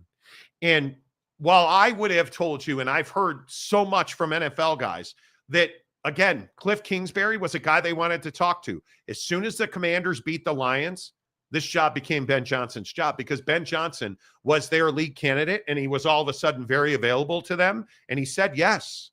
And the remarkable part about the Bears hire, I don't know how many people realize this, Ben Johnson never went to Hellas Hall for an in-person interview. Let that sink in. Ben Johnson did Zoom interviews. He did not come to Chicago to do an interview, and they hired him. That tells you Ben Johnson was their lead candidate, and they got their guy.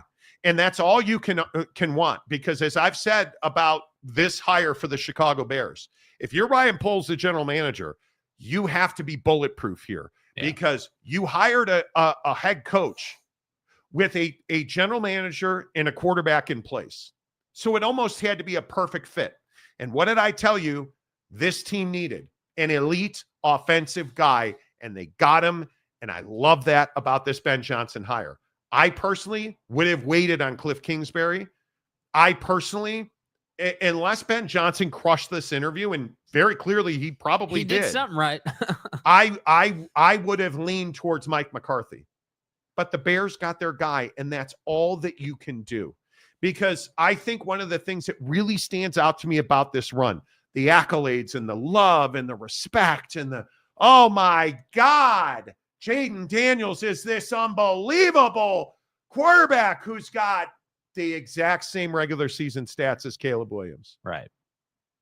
And I ask you, point blank, for all of the haters who say that Caleb Williams is a bust, okay, put Jaden Daniels behind this offensive line. Take away Terry McLaurin. Yeah.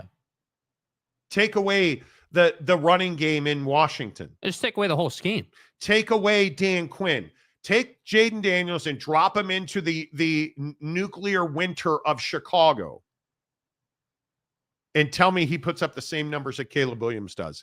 And I'll call you a fool. Because Caleb Williams is the most sacked quarterback in the NFL. Jaden Daniels is not.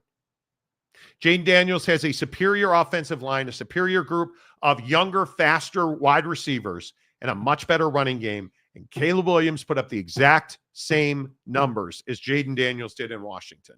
So stop trying to sell me a bill of goods that Caleb Williams is a bust and somehow Jaden Daniels is a transformative quarterback.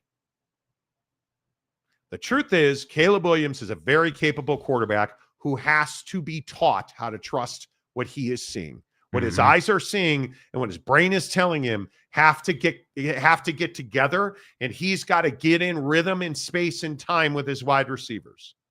And if he does that, if that's all Ben Johnson ever does, this team wins the NFC North 3 out of the next 5 years. I would agree with that. Yeah, and I would agree. I mean, the Bears did compete and they did win them, and to further that point, I do like that they were definitive. Again, I said last week that when we were talking about McCarthy and all that smoke there, that if we didn't get an announcement by the end of the weekend, that I would be pretty surprised and I would be a little bit disappointed. But we did get the announcement, and I think that tells me that they handled it the right way. I just am going to be, my only reservation is just his desire to have a heavy hand in molding the roster, because the situation, as you said, the situation's already been dictated to Ben Johnson. The situation is the situation, right? Like, you're obviously, I would be just stunned if you didn't go offensive line in the draft. I just have to assume you're going to go that way.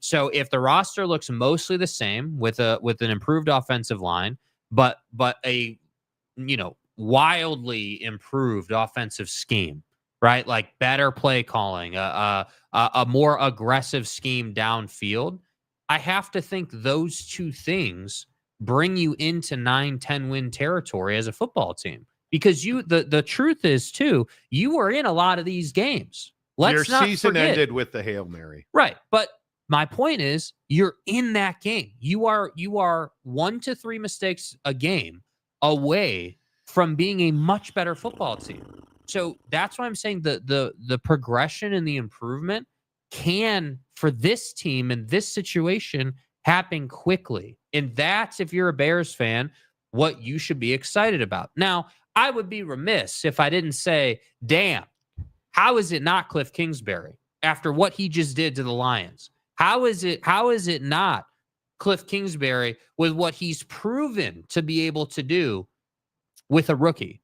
That to me, when I saw this hire, I was like, I don't hate the hire. It's a good hire, 100%. But I just would have loved to have seen it be Cliff. We'll see if this is the right choice. I'm skeptical. Yes, giggity. I'm skeptical. Call me skeptical, because I think this is really exactly right. You settled for a losing OC instead of Cliffy. Wow. Ben Johnson's the best offensive coordinator in the NFL right now. Who knows Caleb? Cliffy knows Caleb. You're exactly right. Sounds like they're setting up the Bears for disappointment again. Ben Johnson is everything right now. He's got to produce. He has got to develop Caleb Williams, and they have got to get him a running back. You've got to have a running game. The Bears don't have it, and you've got to have a better offensive. You need probably 7 new offensive linemen. Yeah, you can't tell me that Ben Johnson's going to be a worse head coach than the Flucinator. Come on, dude. Come on. We'll see. I don't know the mock drafts. The mock drafts are very interesting. With the Bears picking at 10, if Calvin Banks is there, I will jump up and down with. I mean, you have to take him if he's there. There's no other choice. I mean, he is an elite offensive lineman, and I love Will Campbell, but I don't think Will Campbell gets out. Like, I'm looking at the latest mock drafts. Tennessee taking Travis Hunter #1. I don't know how you don't. Cleveland, Abdul Carter's probably the exact right guy. Yeah. I mean, you could go quarterback. This Deshaun Watson situation, now they're talking about voiding his contract. Yeah. Because he did not have on a boot in his infamous now social media video, and then retore his Achilles. We'll see. The Giants at 3, they're taking quarterback. Yeah. There's no doubt. Is that Shador's spot? I don't know. We'll see. New England, I don't know what New England does. I mean, I would have to think, if you're all in on Drake May, and they are, don't you have to draft a wide receiver? And then Jacksonville at 5, I think that's where the first offensive lineman comes off the board, because Trevor Lawrence does not have pass protection there. Right. I don't think there is any doubt that, I mean, he's a guy that will start in this league for 7 years. Mm-hmm. I mean, it's tough with offensive linemen, especially guys that project as tackles. And I also think it depends who they hire as a head coach. I mean, there was a lot of smoke over the weekend about Bob Saleh getting that job. Bobby. Obviously the 49ers are way in on Bob Saleh. The problem is that Fivehead is a good quarterback. He's just in a terrible position. It's crypto guy, please. Yeah, first team all. I want my signing bonus in crypto guy. I just think he's in a really bad spot. And if you go defense for a head coach again, I just don't think that improves. And so when we look at these mock drafts, I'm sitting here saying, like, yeah, sure, maybe they go wide receiver, but if you hire, Bobby, you're probably going defense. Like, let's be real. Now you've got to get him an offensive lineman. He has no offensive line there. And looking at Mel Kiper's latest mock draft, he's got Will Johnson, the corner from Michigan, at 5. So to the Jaguars, which should be great, because that means that Will Campbell goes to the Bears. But where is Cam Ward? Like, is Cam Ward a top 10 pick in this draft? I think Cam Ward's draft stock is super duper contingent on where Travis Hunter gets drafted. Because if they have Cam Ward going number 1 overall to Tennessee. So if he goes number 1 overall to Tennessee, then yeah, sure. Obviously, then he'd be a top 10. But Cleveland, they have number 2 with Shedeur. Yeah. The Giants would take Travis Hunter number 3. Now let's look at this a different way, right? Let's say this goes differently than that. I think there's a high probability that's the way it goes. Cam's number 1 overall. You do? Yeah. I mean, I think that it's a tough pick for Tennessee because Tennessee is a franchise that top free agents aren't like, oh man, I want to go and play for the Titans. Like, how do you grade Cam Ward ahead of Shedeur Sanders? Well, because it's the Tennessee Titans. That's how. They're not good at footballing, with all due respect. I don't. In the comment section, Cam Ward or Shedeur Sanders? I would take Shedeur in the NFL over Cam, but I think for the Tennessee Titans, that has mess it up written all over it, dude. Like, so, but my point is not to get away from that. My point is, let's say that Tennessee trades down 3 spots, let's say, and they don't draft number 1 overall. Then I think the Cam Ward situation gets tossed up in the air because I don't think that, like, Bro. Let's say it's the Giants drafting at number 1 somehow. I think the Giants are all over Shedeur. I think that they're taking him 100%. I think if there's a team that's going to trade up, it's got to be the Giants. Is there a team in this league that's more thirsty for a franchise quarterback than the New York Giants? There cannot be. Yeah. And if you draft Shedeur Sanders, I don't know how you miss. But see, the Patriots are a team to me. You talk about them being all in on Drake May. Bro, if you're all in on Drake May and you know if Drake gets hurt, you've got Joe Milton III behind him. Bro, you got to take wide receiver. You have to. And you should draft up or try to trade up to get Travis Hunter. That's what you should be trying to do. Dude, he was sacked 34 times in 13 games. I'm taking somebody offensive line. That's me. Same thing in Jacksonville. The Raiders at that point are out of the quarterback market, and you're on. I would agree. Abdul Carter's a transformative defensive. Who's your head coach? It's a very good question. That's a very good question. Because you talk about Ben Johnson and the Bears competing. Tom Brady went all in on Ben Johnson, allegedly. The reports were that Tom Brady courted him heavily. Tom Brady had a long conversation with Ben Johnson, and Ben Johnson took the Chicago Bears over Tom Brady and the Raiders. Yeah. So you figure it out because I can't. All of this to say I think the Bears will have the ability. The Bears will have the ability to draft one of the best offensive tackles available. And they should. They absolutely should. Mike Smith. Many draft people think Cam goes first. That is crazy to me. That is crazy to me. Mike, who would you take, though? Right? The eye patch. No, Monty. The team down south has 1 billion fans on Earth. Okay. Welcome to the nightmare. Shedeur is the better QB and should get drafted ahead of Cam. Yeah. Cam or Shedeur? Do you believe? I'm taking Shedeur all day. Agreed. All day. Zona Tucson 93. Hey, Zona. Hey, Zona. Yeah. Good morning to you, my friend. Back down the Tucson. Wasikowski. Lions need a franchise QB. Oh, what a terrible interception. Oh, my God. It's a bad ball, dude. Is Jared Goff the problem? Now, I would like to sit here and remind people there was a point in time on this very here program where certain of us slurped Jared Goff such as in like he was a popsicle on a 100-degree day. Yeah. Any mea culpas to offer on Jared Goff? No, I think he's had one of the best years of his career, and he ended it with a mistake. There's no getting around it. Okay. The Hawaiian golfer. The Giants will miss with Shedeur because it's the Giants. And like the Bears, they will find ways to be irrelevant and incompetent. All I'm saying is the Bears go to the Super Bowl or go to the playoffs, be competitive once a decade. Time to do it now. Tom Dean, I heard that McCaskey lost a bet on the college championship game, and now the official name is the Chicago Bears. Okay, the Chicago Bears. Okay. I hope they win like the wins. They have $66 million in cap space. Bears need experience on the O-line, but you always have to have a stud that you drafted on the offensive line. Yeah.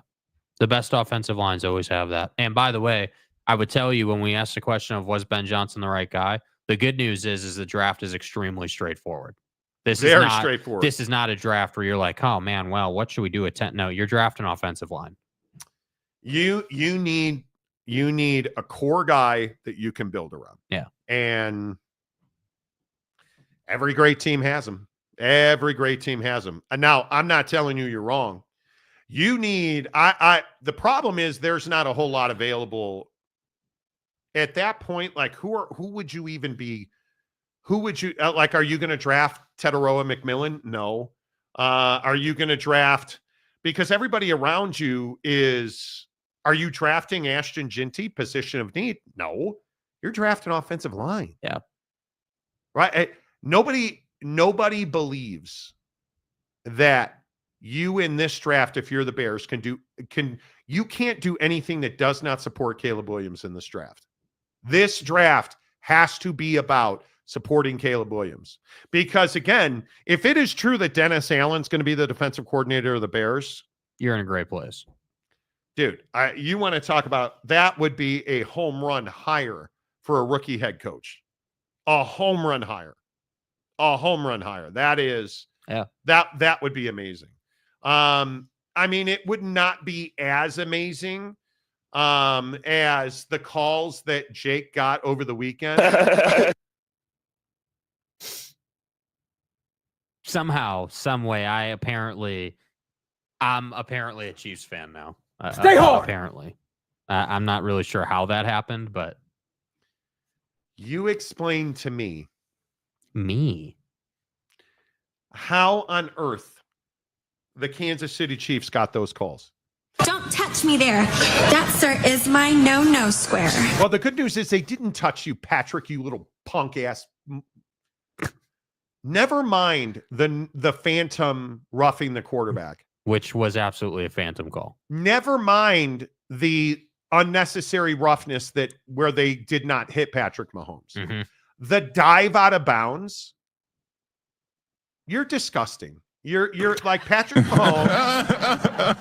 Patrick Mahomes is what's wrong with the NFL and quarterbacks. He's upset because when he, does his little twinkle toes crap along the sidelines and picks up an extra 6 yards, don't you even think about looking at me. My friends, the officials, are going to come back and beat that ass. And what do? Multiple phantom calls go against the Texans in favor of the Chiefs. Did I mention that on that officiating crew, which is an all-star crew, right? That's an all-star crew. On the entire crew, they had one combined loss when officiating a Chiefs game. Right. One combined loss on the entire crew. Are we really surprised that the Chiefs got every single call in that game? Are we really surprised that the horrendous officiating that went against the Texans went in favor of the Chiefs? Is anybody surprised by that? Because I'm not. And listen, you can keep stroking dudes, and you can keep making excuses as to why you got to get stroked. As to why the Bills are going to go to Kansas City and not get a single call. And why they're probably going to run into the Eagles, and the Eagles won't get a single call in the Super Bowl, and we'll celebrate, oh, Patrick Mahomes, oh, he's such a nice guy, and wow, this team is great. Fat ass Jason Travis Kelsey, who's in some mock sham relationship with a girl who looks like an alien. Who looks like an alien. Bro. Doesn't excuse the fact that his name's not Tony Gonzalez or Antonio Gates, and the Texans chose not to cover him. Doesn't excuse the fact that, Zebra Cheater guy made every call in favor of the Chiefs.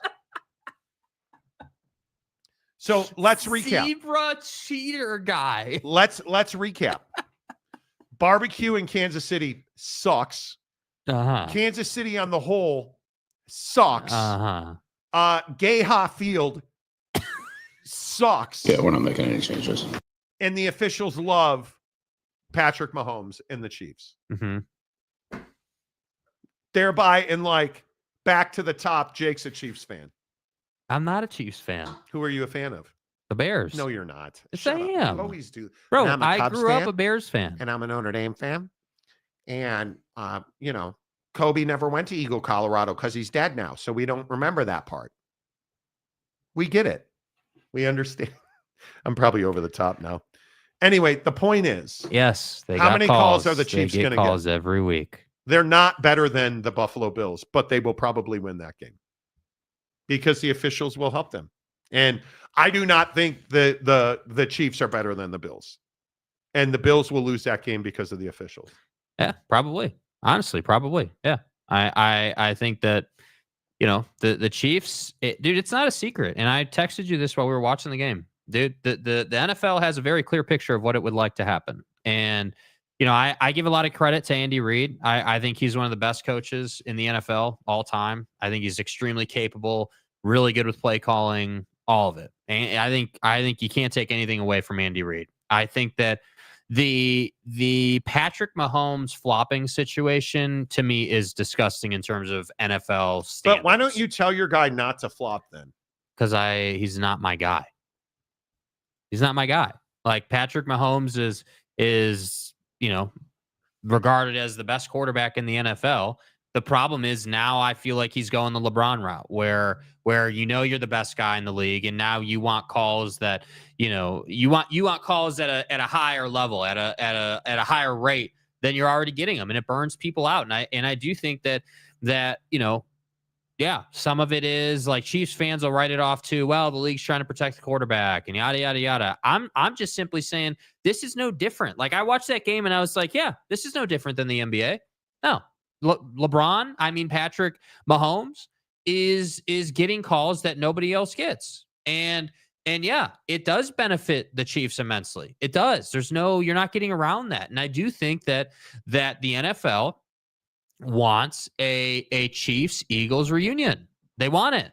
And they want to run that back. And I think what's really interesting is the NFL understands how to play that game with the officiating. I do think those officials, an all-star crew, whatever, go out on that field and they look for opportunities. They look to say, hey, even on the roughing the passer call, where Pat slaps his head back it wasn't roughing the passer. Right. Yeah. We've you established mean that call? that. Yes, we've established that. Is that the one on the sideline where he flopped and faked being touched? Mm-hmm. Or is that the one where two of the Texans never hit him and they called unnecessary roughness? Mm-hmm. I'm confused. Which call were you talking about? Which free pass? Which cheating flag are we? Mm-hmm. No, I'm not done. I'm just getting started. Cool. Keep going. Anyway. Yes, midweek Coug. Tay bribed some refs. She didn't have to. They're all in already. Bills a better team. The Chiefs are missing all their receiving threats. Xavier Worthy. You probably didn't hear him. Neither offense scores a lot, and the Chiefs D is much better than Buffalo. We'll find out. NFL promised the refs some hot dogs off the quick trip rollers. Jake, that's Jake's department. Right. Yeah. You got to get stroked. Luis Capazzo. What's up, Capazzo? The officials are into flats and blue cheese. Right. Okay.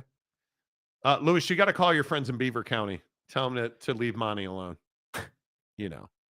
I'd rather be out coached than getting screwed by the refs. I would agree with that. I would agree. Sir Bob loves because flopping works. I don't disagree with that. Chiefs got all their best guys out there. Yeah, they do. That all-star crew was all of their best guys. I do love the AI videos of Patrick Mahomes necking with the lead official. I do love the pictures of Andy Reid talking with the group of officials before the game, and they it's tagged Andy Reid coaching up his guys. Because it's true. It's true. Mm-hmm. Welcome to the nightmare. The refs love KC as much as Jake loves food off the rollers. Yeah, that's exactly right. Man, wow. Tom Dean, Kansas City barbecue better than Chicago barbecue. Chicago barbecue? I didn't know that was a thing. That turns out is really from Boston. There you go. Thank you. I appreciate that. Frauds. I appreciate that. Jaden, stop hating us so much, Monty. I hate the Chiefs.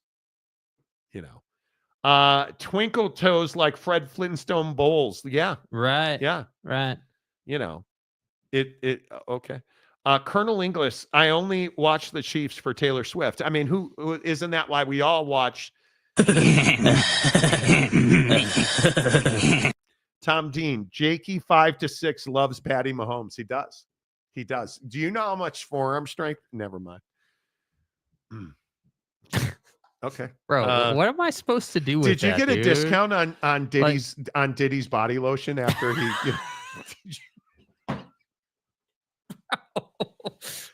Look, Diddy, I need Patty Isis. The playoffs are coming. I need that body lotion. Just take it easy, okay? Just relax. You're not.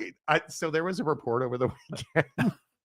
You know the homie that assassinated the insurance guy, whatever. Doesn't make you feel responsible. Yeah. Right, United Health CEO. Yeah, good-looking that dude guy. in prison. Yeah. He's in the same jail with Diddy.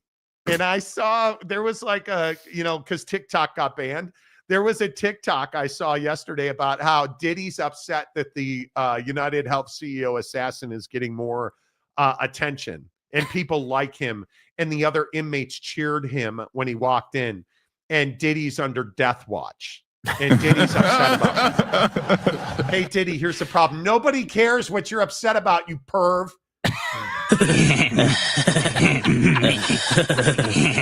Well, Jake likes Mahomes, but no Diddy. You know what I mean?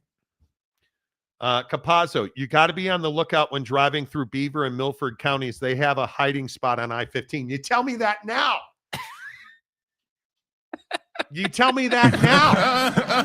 I already got the ticket for 101. You could have told me before that. It was downhill coming off the mountain.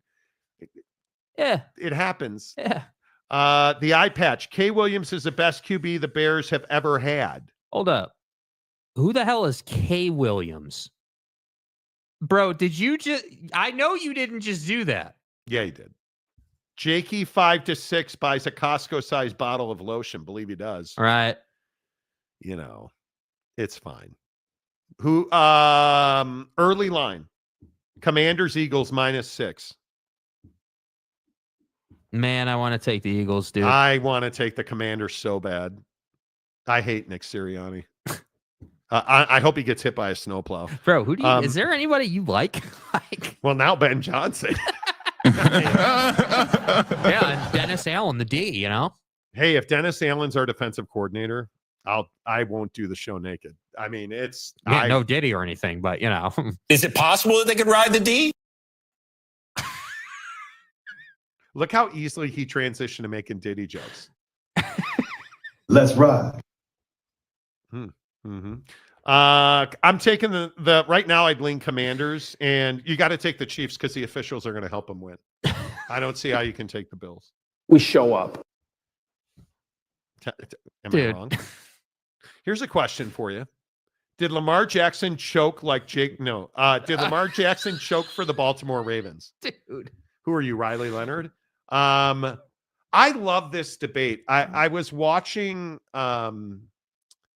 I don't remember what talking head show it was the other day about. Maybe it was NFL Countdown. I can't remember. It's not Lamar's fault. If Andrews catches that ball, well, what do you say about the fumble that led to a touchdown? What do you say about the egregious interception? yeah. Yes, Mark Andrews should have caught the ball. It should have been on his chest, not his hip. Yes, Mark Andrews should have still caught the ball. I agree with that. You cannot turn the football over 2 times in a playoff game. Oh, he was way better in the second half. Well, last time I checked, they played 2 halves, and the first half still counts. Yeah. Lamar Jackson, and I will say it until I'm blue in the face on this show. He cannot throw you to a Super Bowl championship. Yeah. It's as simple as that. Yeah, I mean, I think it's tried and true at this point, right? I mean, we see it every single year. We every single year. It is, I mean, hell, it's what was it, week 1, right? Ravens Chiefs, week 1, misses them in the back of the end zone. I mean, it's the same thing over and over again. And the hard part is Lamar Jackson is becoming one of these figures in sports that you either love him or you hate him. There is no like, yeah, he's not like Jared Goff, where you can say, yeah, you know, he's a really solid quarterback. You know, you need a good scheme for him to thrive, but you can do some things with him.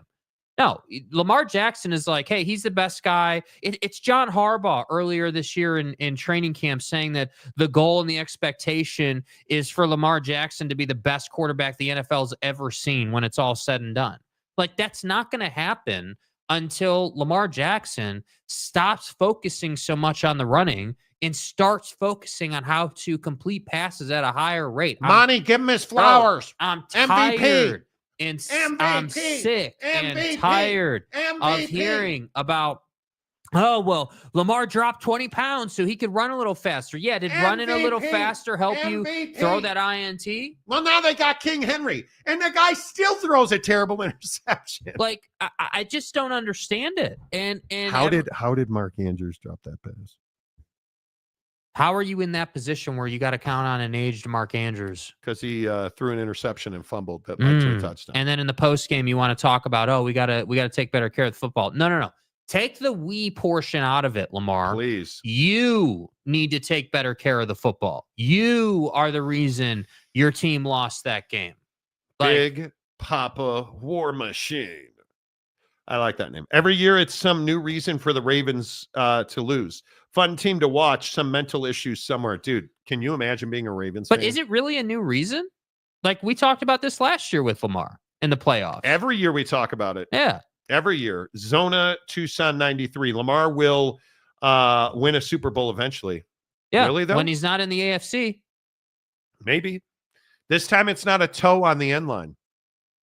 Right? This didn't have anything to do with officials, you getting screwed by the officials. Yeah. Ravens trade Jackson? Probably not. He's got a massive contract.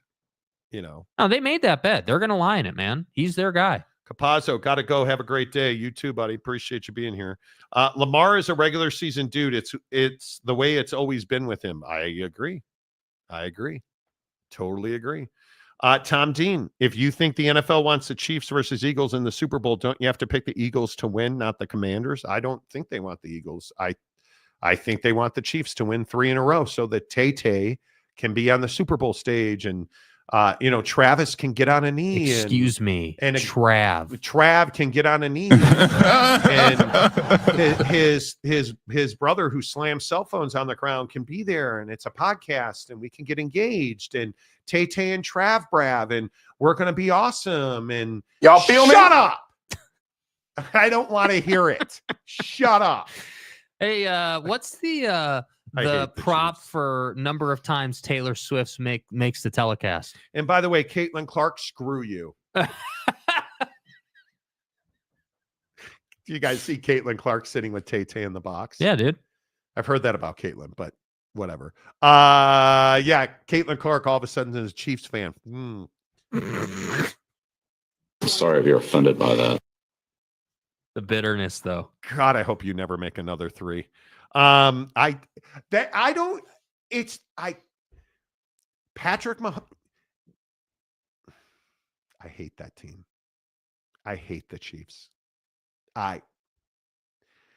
What is it? Why are they even likable? If you're not a Kansas City Chiefs fan, what is likable about the Chiefs? Go ahead, tell me. As a Patty Ice guy, dude, I'm not a Patty Ice guy. He's a fantastic quarterback. I hate the diving stuff. Yeah. I hate the complaining. And the worst part is, after all those flags he got, he is still bitching at the officials for more calls. Yes. Shut up.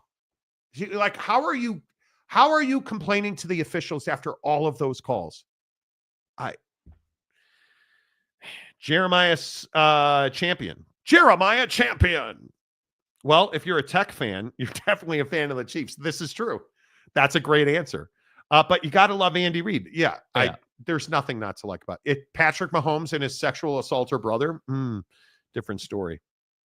The Raiders need a QB, Monty. They do. Eric Wasikowski, Clark lost me when I saw her with Tay. So many. Big Papa War Machine. Trav and Taylor relationship seems exclusively missionary. Wow, bro. Chill, dude. Wow. Family program here, dude. Jeremiah Champion. It's colder than a witch's tit. Morning, everybody. Bro, it's 9 degrees out right now. It is so. It is 9 degrees out. Help me. You better hope your life does not depend on me hitting a driver straight, because I don't even. I'd be better off with a putter off the tee right now. It's brutal. San Diego State Glenn, right, Monty? Jackson routinely throws badly placed passes behind. He's not great. It is what it is. Jared Jones, Caitlin Clark's been a Chiefs fan her entire life. Not at all of a sudden. Hey, man. It's different. If you're a Chiefs fan, I'm fine with that. Why sit next to Tay-Tay? Why? Why do me like that? Tay-Tay, I guess. Why do me like that? I don't need you. Look at the Kelsey's mom. Hug everybody. Bring him home. Where's Patrick's brother? He's sexually assaulting somebody. Lover boy. Man, why do you have to sit next to her? Why put yourself in the same box as that alien-looking woman? Chill. Figuratively speaking. Why? Eric Wasikowski, 57 in St. Pete. Thanks for that. What's the temperature where everybody is? Sir Boblov's 5 degrees here. Dude. Oh, it's improved. It's now 10 degrees outside. Man. Excellent. Wow. Wait, Russia is 57 degrees right now? No, it's not. It is not 57 degrees in St. Petersburg, Russia. It is not. UW fan Jim says 26. Okay. Yeah. Okay. Oh, you're in St. Petersburg, Florida. There's slight confusion there. It's just a little bit confusing. That's you're all. on the Gulf of America, right? Yeah, the Gulf of America. America. 46 degrees in Orlando. Hey, now 32 degrees. Big Blue Horses in Vegas right now jumped on that Commanders line. Do it. And Donuts, we need to fix Monty's hanging back on his golf swing. I don't hang back on anything but the flip. I'll try to stay calm and not curse. I worked on my swing Friday, Saturday, and Sunday. And Monday. I don't think I hit a good driver all weekend. Not maybe one. It's frustrating. Tom Dean, 0 degrees, -5 wind chill. Okay. No tundra Wookiees in Florida. Just hurricanes. 27 in Waco. Is it really 27 in Waco? 22 in Texas, 58 in the house this morning. Ooh. Dude. Crispy. La Plata, New Mexico, -6. Dude. Shaden says -5 in KCMO. Ooh. Matt Ritson, 37 in Sacramento. Sacramento. Hello. I miss Sacramento. I loved living in Sacramento, dude. The eye patch. Hey, Boyd, like, do you even have an NFL team or just bandwagon jumper because they have ties to the team down south? What are you talking about? Yeah, I don't know what you're talking What's that about. got to do with the press of tea in China? Yeah, I'm not sure what you're talking about there. Couple other things I want to get to today, real quick. We never talk baseball on this show, but as a long-suffering Chicago Cub fan, did you guys see what the Dodgers did over the weekend? Again. Did you what? I'm starting to think they're Ohio State and they bought their championship. See what I did? Yeah, that was an NIL bought your championship reference. Tanner Scott signed a 4-year, $72 million deal with the Doyers. And just to add that to Blake Snell, Michael Conforto, the idea that you were able to sign Hae-Seong Kim, so you traded Gavin Lux, who was never good enough, which allowed you to keep Tommy Edman. And now you're in a bullpen that is Scott, Kopech, Trinan, Phillips, and Brazier. That's the best bullpen in baseball. The best bullpen in baseball. And I don't know. Will the Dodgers lose a game this year? Honestly, I'm not sure. I don't believe that they will. I'm not sure they'll be in position to lose a game. Mm-hmm. And the fact that You want to talk about suffrage? Do the Blue Jays have any fans who survived this offseason? We're getting Roki Sasaki, bro. You are? Nah. Are you really? I hadn't heard that. He was never going anywhere but the Dodgers. And I got to tell you, I don't hate this by the Dodgers. You're the Los Angeles Dodgers. What would you have them do? Oh, Monty, how about draft? Draft doesn't win you a championship unless you're the Cubs once in my life. And the Cubs, yeah, they drafted Chris Bryant and Javi Baez, but they signed Anthony Rizzo, who was the heartbeat of that team.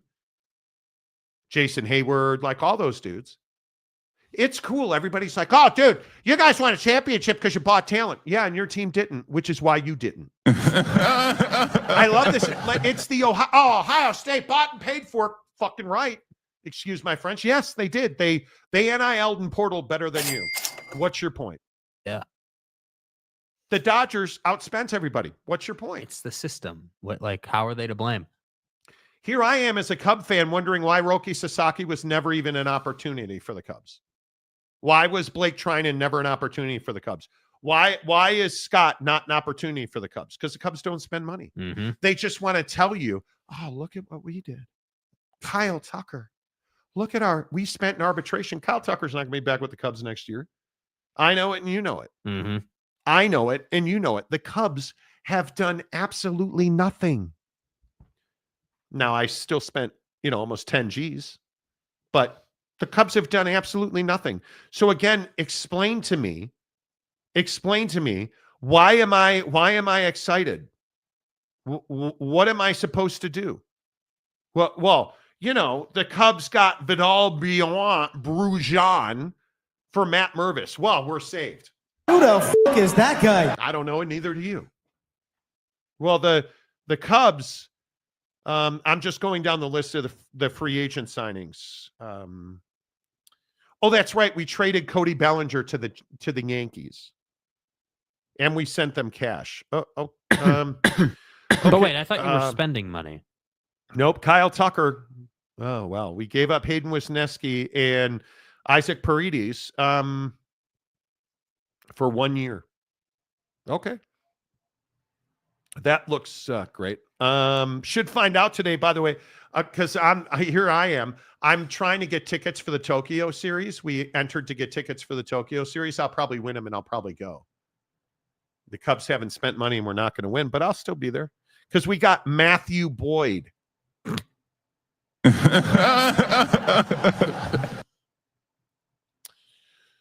Okay, great. It is so frustrating that I can't have nice things. But Jameson Tyone. Yeah, I think the Cubs are incredibly frustrating to be a fan of right now. I think the teams that I grew up watching, the energy around those teams, and not even just the World Series team, right? The Chris Bryant Rizzo teams. I'm talking about back in the day, like the 2000s teams, before the energy, before the corked bat happened, or the Mark Pryor years, or like those teams when there was actually something like that you could look forward to. I miss that with the Cubs. And the hard part is, of course, the Cubs have one of the most iconic ballparks in Major League Baseball. And the problem is I almost feel like people know it more now as a concert venue than some, great baseball ballpark. Like going to Wrigley is a great experience, and everything around Wrigley, even if you don't even step foot inside the stadium, inside the ballpark, but you're just around it in the bars and the scene, it's a great place to be. But the Cubs do nothing right now to make themselves competitive. And yet here we are, and what do we get every single day? 40,000 fans, 38,000, sold out crowd every single game. And it's the most frustrating thing because they don't have to spend money. They're still just going to keep raking it in. And there are bats out there. Nolan Arenado's available. Alex Bregman, who I don't know what you were thinking turning down all that money, Breggy, but Alex Bregman's available. Do we need a third? Oh, we do need a third baseman. Do we have offense? No, we don't have offense either. Bregman hits home runs. Mm-hmm. Yeah. Jack Flaherty's still available. That's right. We don't spend on pitching though. Draft the Cubs. Okay, I'll stop. I'm a bitter ass Cubs fan. That's it. The only winning I do in my life is on Prize Picks. That's it. Download the Prize Picks app. Promo code Monty. Now, don't say that I didn't warn you, right? Because I'm telling you that again in the NFL playoffs, Jaden Daniels is a free pick on Prize Picks. He is half a passing yard. On Prize Picks, it's more or less. Will Jaden Daniels have more or less than half a passing yard? Oh, he'll have more. That's a free pick. And here's how you win on Prize Picks. Tonight, I can only tell you that in the NBA tonight, I think one of the absolute steals tonight is Jordan Poole against the Lakers for 20.5 points. You're going to take more, man. You are going to take more. And again, I tell you in the NBA, it's points, rebounds, and assists. And there's only so many different ways that Paolo Banchero can get his 37.5 points, rebounds, and assists because you're going to take more. Mm-hmm. You're going to take more. And there's only so many different ways. And the Lakers are actually interesting because tonight, I love Anthony Davis, 43.5 points, rebounds, and assists. You're taking more. You combine those two with the Washington Commanders starting quarterback, Jaden Daniels, for more than one passing yard, boom. You win. 3 in a flex play, $5, boom, you win. All you have to do is get 2 of those 3 right. Done. Don't say I didn't tell you. Prize Picks. Download the app. Use the promo code Monty to open up a new Prize Picks account. You deposit $5. It'll give you 50 more instantly when you use the promo code Monty. All right, let's get some of your comments in here before we roll. How about Cade Cunningham? Well, he's been playing well recently, no doubt. Do they play tonight? Let's see here. I don't know.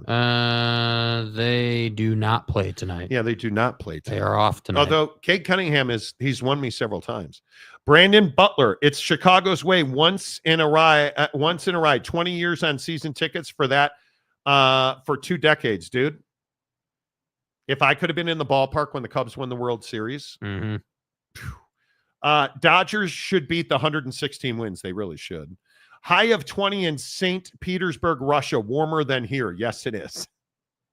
-3 in Rexburg, Idaho. -15 in Michigan. Ooh. Oh. Yeah, I'm good. Oh. Thanks, Rex Worldwide. Okay. Much love to you, Monty. You two have the best unbiased takes I ever hear. By the way, OHIO. You're welcome. 30 degrees in Rio Vista, California. Rio Vista. I like it. Red wine 65. As long as the Lakers lose a lot, the Dodgers can do okay. Doesn't matter. Well, that's probably true. Big Blue Horses, Monty. What is the potential long-term fallout of deferred contracts in MLB? We don't know yet. But it's interesting. The Dodgers will go through a losing period. They will have to. At some point, they will. Right? They will have to. It's not going to be anytime soon, but they will. Cubs have no competition for eyeballs in the 9 million person Chicago metro area because every other team there is worse than the Cubs. Hey, listen. The worst place you can be is not winning and not losing. And that's where the Cubs are. Because Tom Ricketts, the owner of the Cubs, will sit up there and he will tell you, we're spending money. We're doing everything we can. It's Ryan Smith, the owner of the Utah Jazz. We're spending money. We're doing everything we can. Look at all the fans that turn out for hockey. There's no more Utah sports thing to do than to declare victory in the NHL 4 months into the season. It's amazing to me. Yeah. The worst thing you can do is not win and not lose. Just be in the middle. It's misery. And it's where we as Chicago fans are. because we don't have a winning team. Mm-hmm.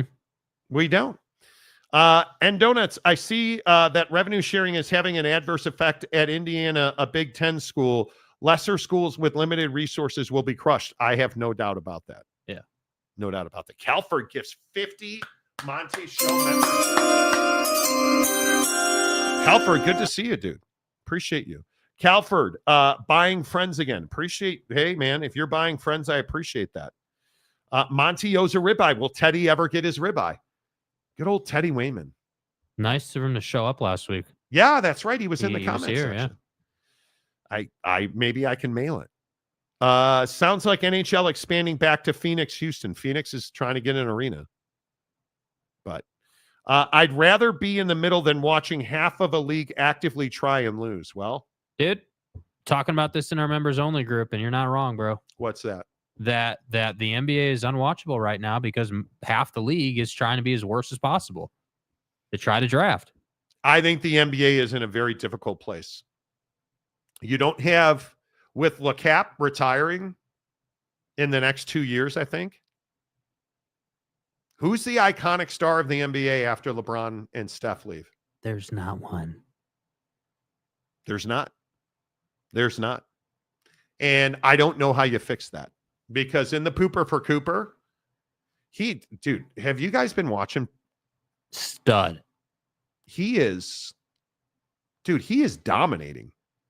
And he's dominating by being unselfish. But when he goes to the rack, done. When he shoots a three, every three ball he shoots looks like it's going in. I like it is. Cooper flag is as good as advertised. Mm-hmm. And you rarely see that. You rarely see that. Monty owes a ribeye. Teddy is still alive, has just had a lot of jobs in Draper. Stay hard. I can cover for him sometimes so you can get him the ribeye. Exactly right. Need that ribeye, Teddy. Mm-hmm. How about those Buckeyes? Trey, go Buckeyes, go. How about them? Good win last night. Good win. Talked all about it first hour of the show. Yeah. Make sure you guys hit the like button. Appreciate everybody watching the show. Hey, listen, if you're on Twitter, or excuse me, X, TikTok, SoundCloud, what's the other one? Spotify. Hook it up. Come on over to YouTube. Hit the subscribe button. Give us a like. It really helps the channel grow. Almost 3,000 views and only 92 likes. Boys, hit the like button, please. Sorry, long night. Just woke up. I would imagine so. Red wine. It's okay. OSU wins the Natty. Georgia and Bama don't need to win them all. Exactly right. Bradley Dunkel. Wait. I'm on UHF. Okay. Bradley Dunkel. Woo! Exactly right. Today's that day. Bradley Dunkel. Natty winner. Woo! Exactly right. Enjoy the day, sir. It is a great day to be an Ohio State fan. Is college football healthy? Do you guys, and we don't have time to get all the way into it, but did you guys hear about this Xavier Lucas lawsuit? Xavier Lucas, who signed an NIL deal and a collective deal, and Wisconsin claims it's binding, up and transferred. And he's represented by one of the most powerful lawyers in sports. But how did he transfer? Didn't use the portal. Yeah. Just left.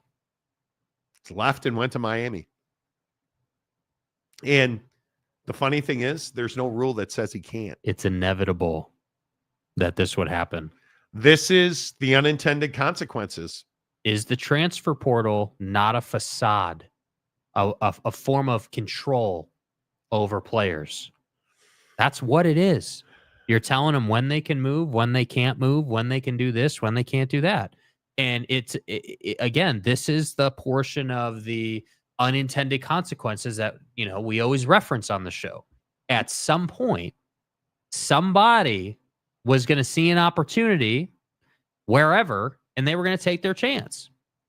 And any smart human being understands that these situations take a long time to play out, right? So he's going to go and play and do his thing with Miami, and they'll figure it out. but you better win that case, because if that This contract, case. if that case is full and that contract is binding and you owe money, that's going to be a problem for you. You don't want to be in that spot. But he allegedly signed an NIL and a collective contract that Wisco says is binding. Did you guys see that the House settlement is about to get blown up too, by the way? So all this for nothing. Over and over and over again. It's never over. It's never over. It quite literally is never over. Yeah. And I think this situation, if he wins the lawsuit, the portal is going to end up dying and people are just going to stop using the portal.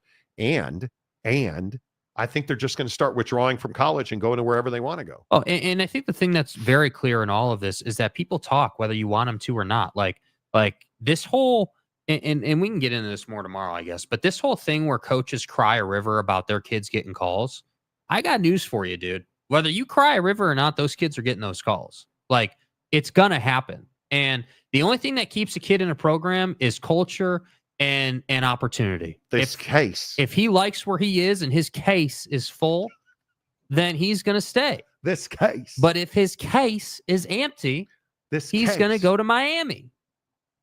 Yeah. I don't know. I think it's fascinating. We'll talk a lot about that tomorrow on the show. Yeah, you can enroll and unenroll, and the NCAA can't control that. No, they can't. Nope. No, they cannot. I again tell you, yes, Wasikowski, Underwood will have Michigan back. When do we get a ruling from the NCAA? The only thing Michigan fans should be concerned about is, when is the ruling going to come down from the NCAA? Mm-hmm. That's the only thing what does you it should look care like? about. And what's the punishment? Yeah. I agree. The Monty Show, as always, presented by our good friends at The Advocates. TheAdvocates.com. When you need this case, I love that. Adjudicated. When you need this case adjudicated, hey, you get in an accident, you get hurt at work today, maybe you get in an accident because the roads are icy and snowy. It's not your fault you got in that accident. Call The Advocates. No matter where you are, get online, theadvocates.com. You can chat with an injury attorney live online, and it won't cost you a dime. 24/7, 365 at theadvocates.com. Congratulations to all of our Ohio State fans. Until tomorrow, say goodbye, Jake. Goodbye, Jake.